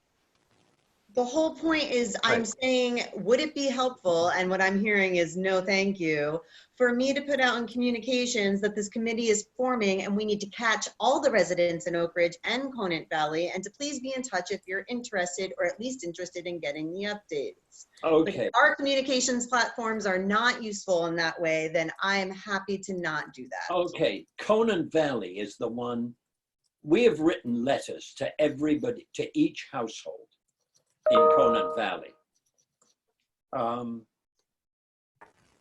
I don't know, that may be. if we're kind of hesitating about like how to put Tony out there, or we also have Joel, or we have the operator, should we establish an email address like oakridgewater@lewisboro.gov.com or something, and then that address can be set to forward to Tony and Joel or whatever, and so it's kind of that address becomes fixed and immutable over time, and whoever it ends up being redirected to at any one point in time, at least there's some stability there. Yeah, we could do that. We could set up an email address that can then forward to the entire community. I think that's what you mean. Well, I was thinking in terms of, if we're inviting the community to, they have some to reach out to us. Yeah. Okay. Yeah, this is separate from the list. This is, Right. responding to asking, should we have people get in touch with you, or who should they get in touch with? You'd set up, a dedicated email address, and then as long as we got the processes on the other side of that email address set up, then, it's always that email address, and that can get posted everywhere. Yeah, we can do that. I'll work with Joe on setting that up. Yeah, that would be. Now, Joel, who has not been part of this conversation, was in fact Well, he is. He's here. He's listening. Joel, do you want, at the moment, Blackboard is going down the drain. I think it went down the drain. Do you want to speak That's up? fine, Joel says, that's fine. Because Joel But thank you for looking into it. No, I have no preference as long as we have something that works. Okay. I've never seen Blackboard in action. Yeah, Blackboard's got a lot of additional functionality that, we don't need all that. Okay. We're just looking for a way to get in touch with people. Right. Okay. I think Blackboard was just something that our operator uses in another town, and he recommended, but that's about And maybe it makes perfect sense for them there. They may be actually using it like as a whole portal for their system, and the whatever board runs it or whatever. When I had asked Mr. Bright at Delaware for his reasoning behind the recommendation, it was because East Fishkill uses it. So it sounded to me like the reasoning behind the recommendation is it's already being used by VRI successfully in a larger population. Right. Yes. And that was where it ended. So I would like to see a little bit more reasoning from our side about what kind of communications we'd want to implement, because that one didn't seem to be Lewisboro specific to me. Okay. I agree. Okay. In that case, I've already ripped up my copy of Blackboard. And I'd like to make a motion to approve with a voucher detail report. Do I have a second? Second. Discussion. All in favor? Aye. I'd like to poll the board. Jen, I haven't heard as much from you as I've heard from others. Yeah, I've been too quiet this evening. She's more measured. Yeah. I enjoy listening to everybody's feedback and input. No, I don't think I have anything really new this evening. I'm glad that we've been able to, work with Parks and Rec and the police department on a path forward to reopening our parks, and with OSPAC as well. I'm excited to let people get out and recreate at a safe distance while wearing masks. And I hope that as we move forward, that's going to be a successful endeavor, that we don't have to pull back and we can continue to move forward. Jane. Okay, so H on the agenda was a communications update that Peter skipped. It's really, Oh, really I'm sorry. That's I okay. thought you said you wanted to do that. So anyway, it's going to be really fast. And so the updates are no longer a daily communication. They're going to be happening every Tuesday and Friday. That seems to meet our needs for now. I am always in need of content. So if there's something that you feel that you would like everybody to know, please let me know. I definitely heard Dan's feedback about the trivia census 1 time per week. I like that idea. It's easy to set up, so we'll see that soon. I want to encourage people to participate in the Home Sweet Home initiative. We do have a nice group of essential photos, but we have all week, and I'll be pushing it a little bit on social media. And I need help mostly with social media content. So that was the agenda item. For my polling of the board, I wanted to thank Jen Castellano for re-inviting the conversation about parks and preserves and talking about expecting opening them and doing it in a measured and phased way. So thank you for getting that back on the agenda there. Plastic bags, a resident reached out to me to talk about how grocery stores are no longer taking their plastic bags to recycling. And I was speaking with the sustainability committee, and it seems like throwing them in the recycling bin, on a macro level, that's not the best thing to do with them. During this COVID emergency might not be the time to start talking about how we could reuse them for each other. But I did wanted to bring it up, you know, that I know I'd be happy to take people's plastic bags if they wanted to give back to the grocery store, because we could certainly use them for dog refuse and kid snacks and things like that.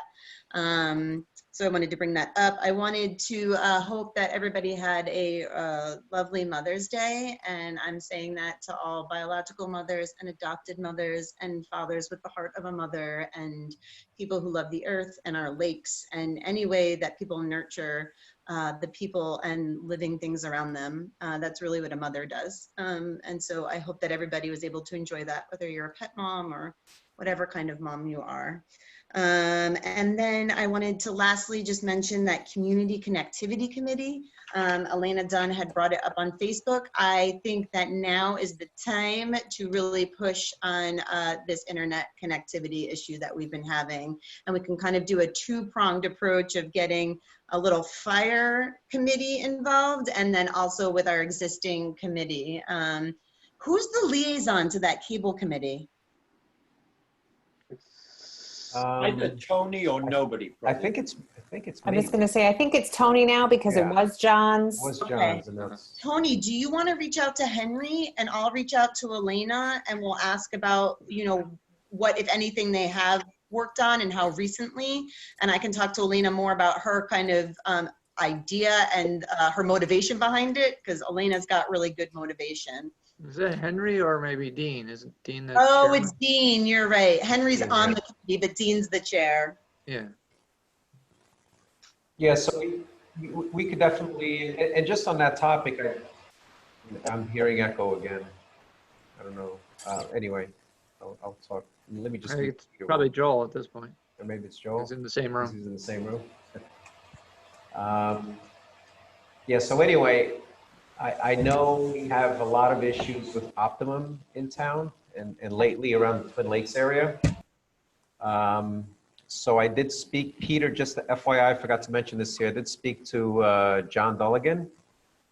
He was supposed to get back to me with an update. They were going to have service people out in the area today.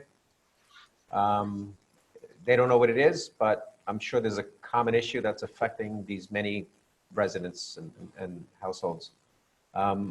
Related to that, I also reached out to Verizon, and I'm waiting for someone there to get back to me about the possibility of seeing what they could do. Maybe, you know, one idea, and someone had mentioned this to me over social media, was for us to be a pilot for their 5G.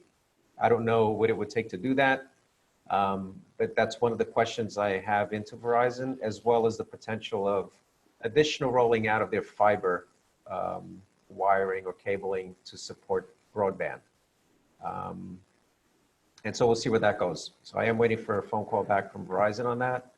And yeah, and then we can, you know, talk to the committees and put our heads together and figure out what's the best way to go about having options in town for folks. Incidentally, Tony, can you hear me or not? I can, yes. They did come out today, and apparently they solved at least one problem up on Oskalita Road. Okay. Which should, I don't know, logically should be related to Twin Lakes, because they're within inches of each other. Right. It depends on which way on Escalita, when you come out of Twin Lakes. To the right, I think we're connected. If you go to the left, we're not. To the right. We should be connected. This gentleman lives to the right. My internet was better today. I don't know. And I know they promised to be there at 11, and believe it or not, something with the moon and the stars must have been in perfect unison, because they arrived at 11. Oh. So let me ask a question. You know, we're talking about this communications and connectivity, and I think the implication is there that there's something beyond, like the cable committee has been involved obviously in the Altice/Optimum stuff, and their, you know, the core role seems to be, you know, being very aware of what the obligations are there in the contract and what's going on with that service. And from time to time, they've dabbled in this Verizon situation, I think.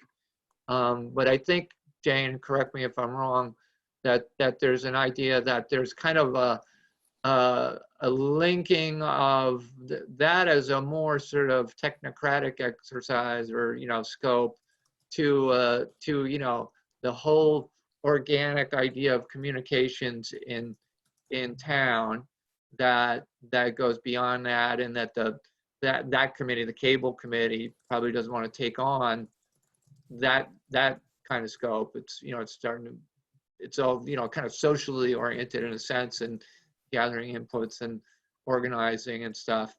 And so, Jane, you were suggesting that, so it's kind of a little separate thing, and would there be interrelations, and who knows, maybe, you know, somebody from the cable committee would liaise to that or participate in it or whatever, but that there might be a need for, you know, this additional help. So I'm wondering, so Jane, you want to continue to nurse that a little bit first, and kind of work with, whether it be Elena or anybody else who's interested, and, you know, beat on a little bit so it scopes out a little bit before we declare a committee formed? Of course. Okay, so I will continue on that more, like Dan put that really, really well about, you know, kind of how you're envisioning it. So I will continue to flesh it out and come up with more details and talk and see how much interest there is out there. I was tempted to do something to try to approach it the same way as we approached NICEAG. I believe our work with NICEAG over the past couple of years has been, over the last year and a half, has been pretty damn effective.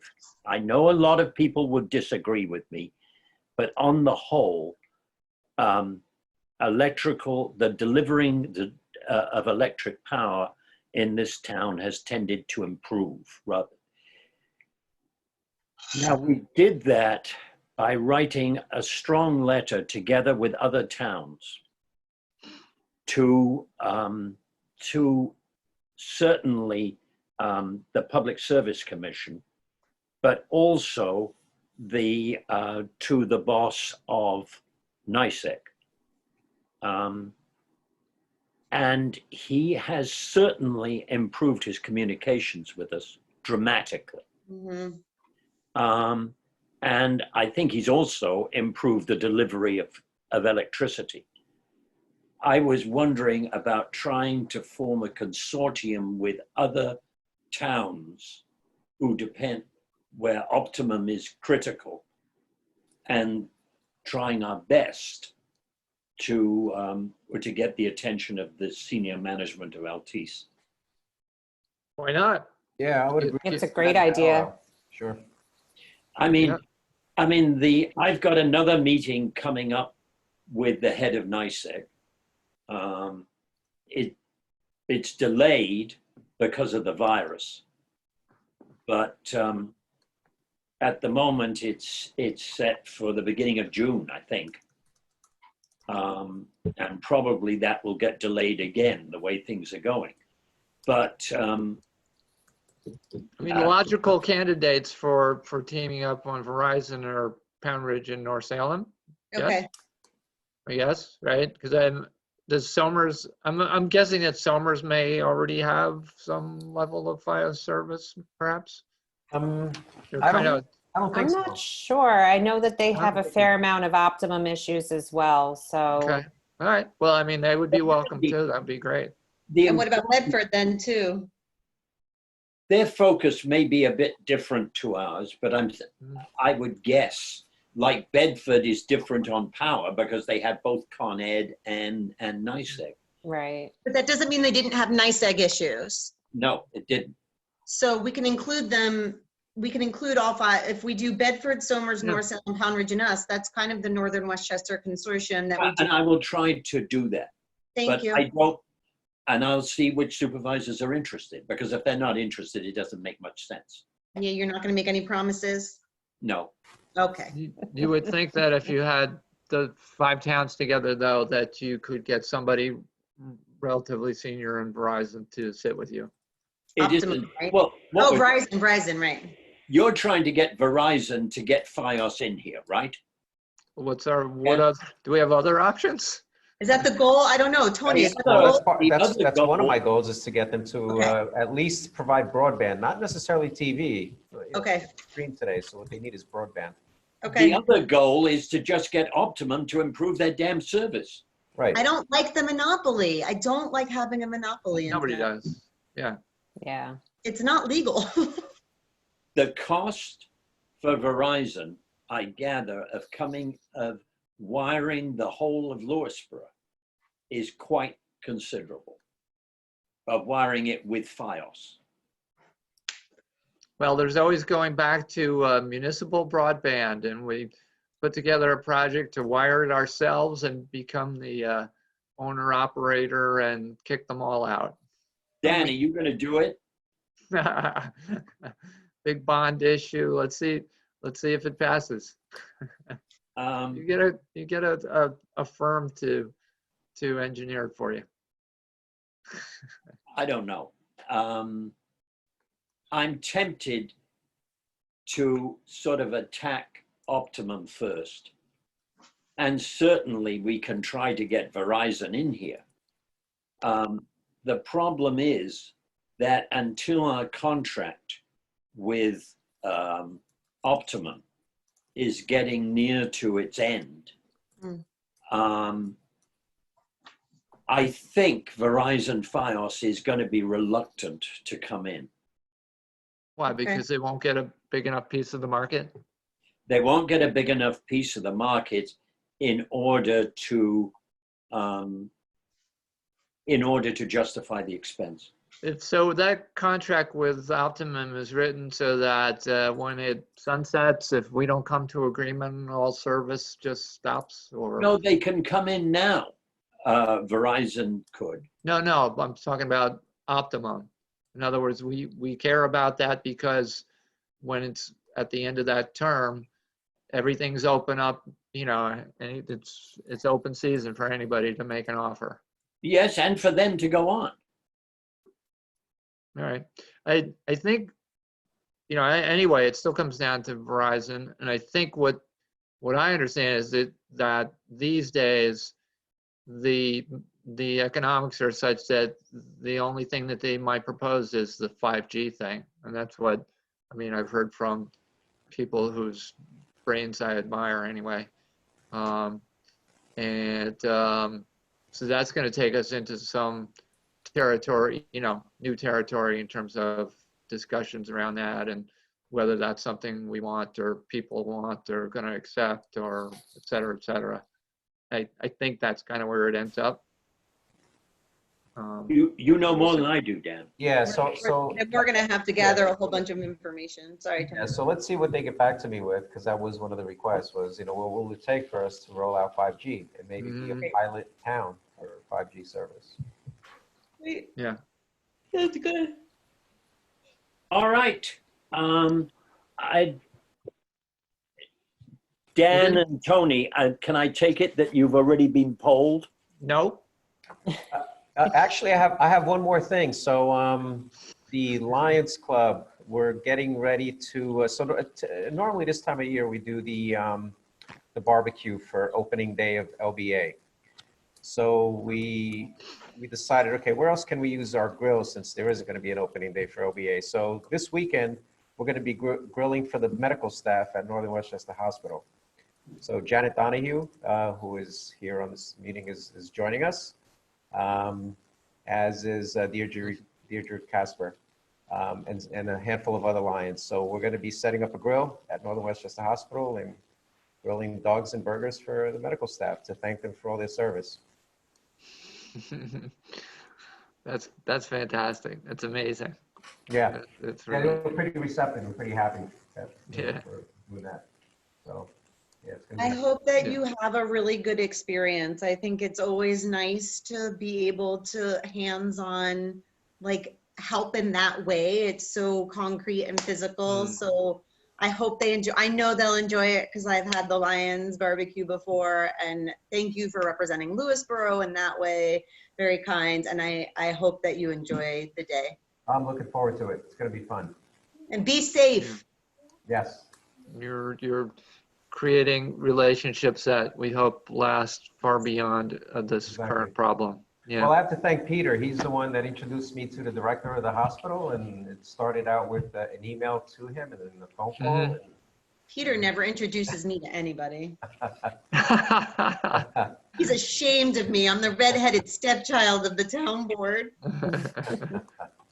All right. All right. Okay. So I've got one, which is just to say that just a little bit before the meeting, because I didn't see it during the day, but I got the information back about the community solar potential for our town accounts. And so it's, they went through the accounts, we gave them the information. Some of them are small accounts that, small, like the size of small commercial residential, and they can just be signed up to the same program in the same way as the residential, folks are doing so, and get that discount, which amounts to, it's 10% on the solar credits, which amounts to probably 8 or 9% on the whole bill. And so that's a great thing. Those accounts, that'll amount to like $400 a year in savings, which is not a big, huge deal. But the rest of them, the larger accounts, then are qualified to serve as these anchor accounts.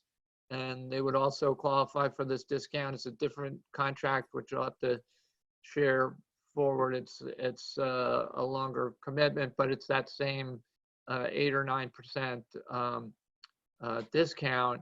And that could save us as much as $6,000 a year. So I was pretty happy to see that. It's not gonna change our lives entirely, but it's a nice little chunk. So you guys got that information, and I'm gonna make sure that Leo has what he needs to be able to move forward on that. And so we'll save money, and we'll be having more environmental impact. So yeah. I like that. Doesn't get better than that. Yeah. Excellent. Okay, I've got one. You got a fan. Comment, and that is, I'd like to thank the board for really pitching in on while we've had the virus around, while we've been fighting the virus. Jane has done, in particular, a magnificent job of writing in my name, and now writing in the name of the entire board. Yep. Thank you. Her communications are excellent. And there is one other thing. Testing is not particularly important to the individual who goes to get tested. What it is important is is creating information on which to base broad decisions inside the county and inside the state, and even inside the town. Well, really inside the county and the state. And I really we now have open to us, obviously, the simple swab test to tell us whether you've got the virus right now. And we also will have available to us very soon at the hospital the blood test to see whether we've got the antibodies in our system. And I'd like to encourage everybody listening to this at this sort of hour of the day to really think about getting one test or the other, because it will help everybody. It will help save lives. It will help us check on what's happening with this virus. If it isn't obvious to everybody by now, half the problem with this virus is lack of information, lack of knowing what's happening to it, lack of knowing how it's spreading, where it's spreading, to whom it's spreading. And we really need more information about where it's spread to and where it hasn't. And that's how, and testing is how we get that. Can I ask a question about the antibody test? Not that any of us are scientists, but the antibody test will tell you if you've had coronavirus, which could be the common cold, or now is it isolating COVID-19? From what I understand, it's isolating COVID-19. COVID-19, yes. Yes. Whether you've got antibodies to COVID-19. Okay, from what I understood, it was if you had antibodies to coronavirus, which can be the common cold. It can be a lot of different diseases. It could be SARS. So essentially, I mean, that's a good understanding. I'll look at, if that's the understanding, then it does make a difference. But if you go and get tested to find out whether or not you had the common cold, it's not gonna matter as much. Well, that's the problem. We're not sure. Right. Nobody is certain that doesn't you mean- can't get this disease twice. I think people should get in the habit of getting tested. In fact, my friend over in Ridgefield has got it for a second time. Oh my God, I did not know that. And so the first selectman is now going through his second bout. And that's not Terrible. good. I don't know quite what I was teased Rudy about what he's been doing in order to get it twice, but I don't think that's appropriate until he's recovered a bit.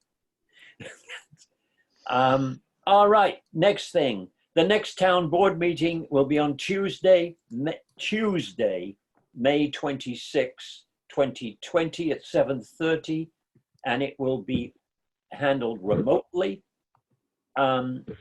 For anybody looking at the agenda, there is no motion to go into executive session because I have no topics for executive session. I'd therefore like to propose that we adjourn. Do I have a second? Second. Discussion. All in favor? Aye. Where did blue hair go? Or was it Blue hair went to, she had a lot to say about testing and how she feels like that's going to happen, and it's going to be a simple swab. We might get a shot, and then she finally scampered off to hopefully bed. Okay. Because you've Given got, that she's 7.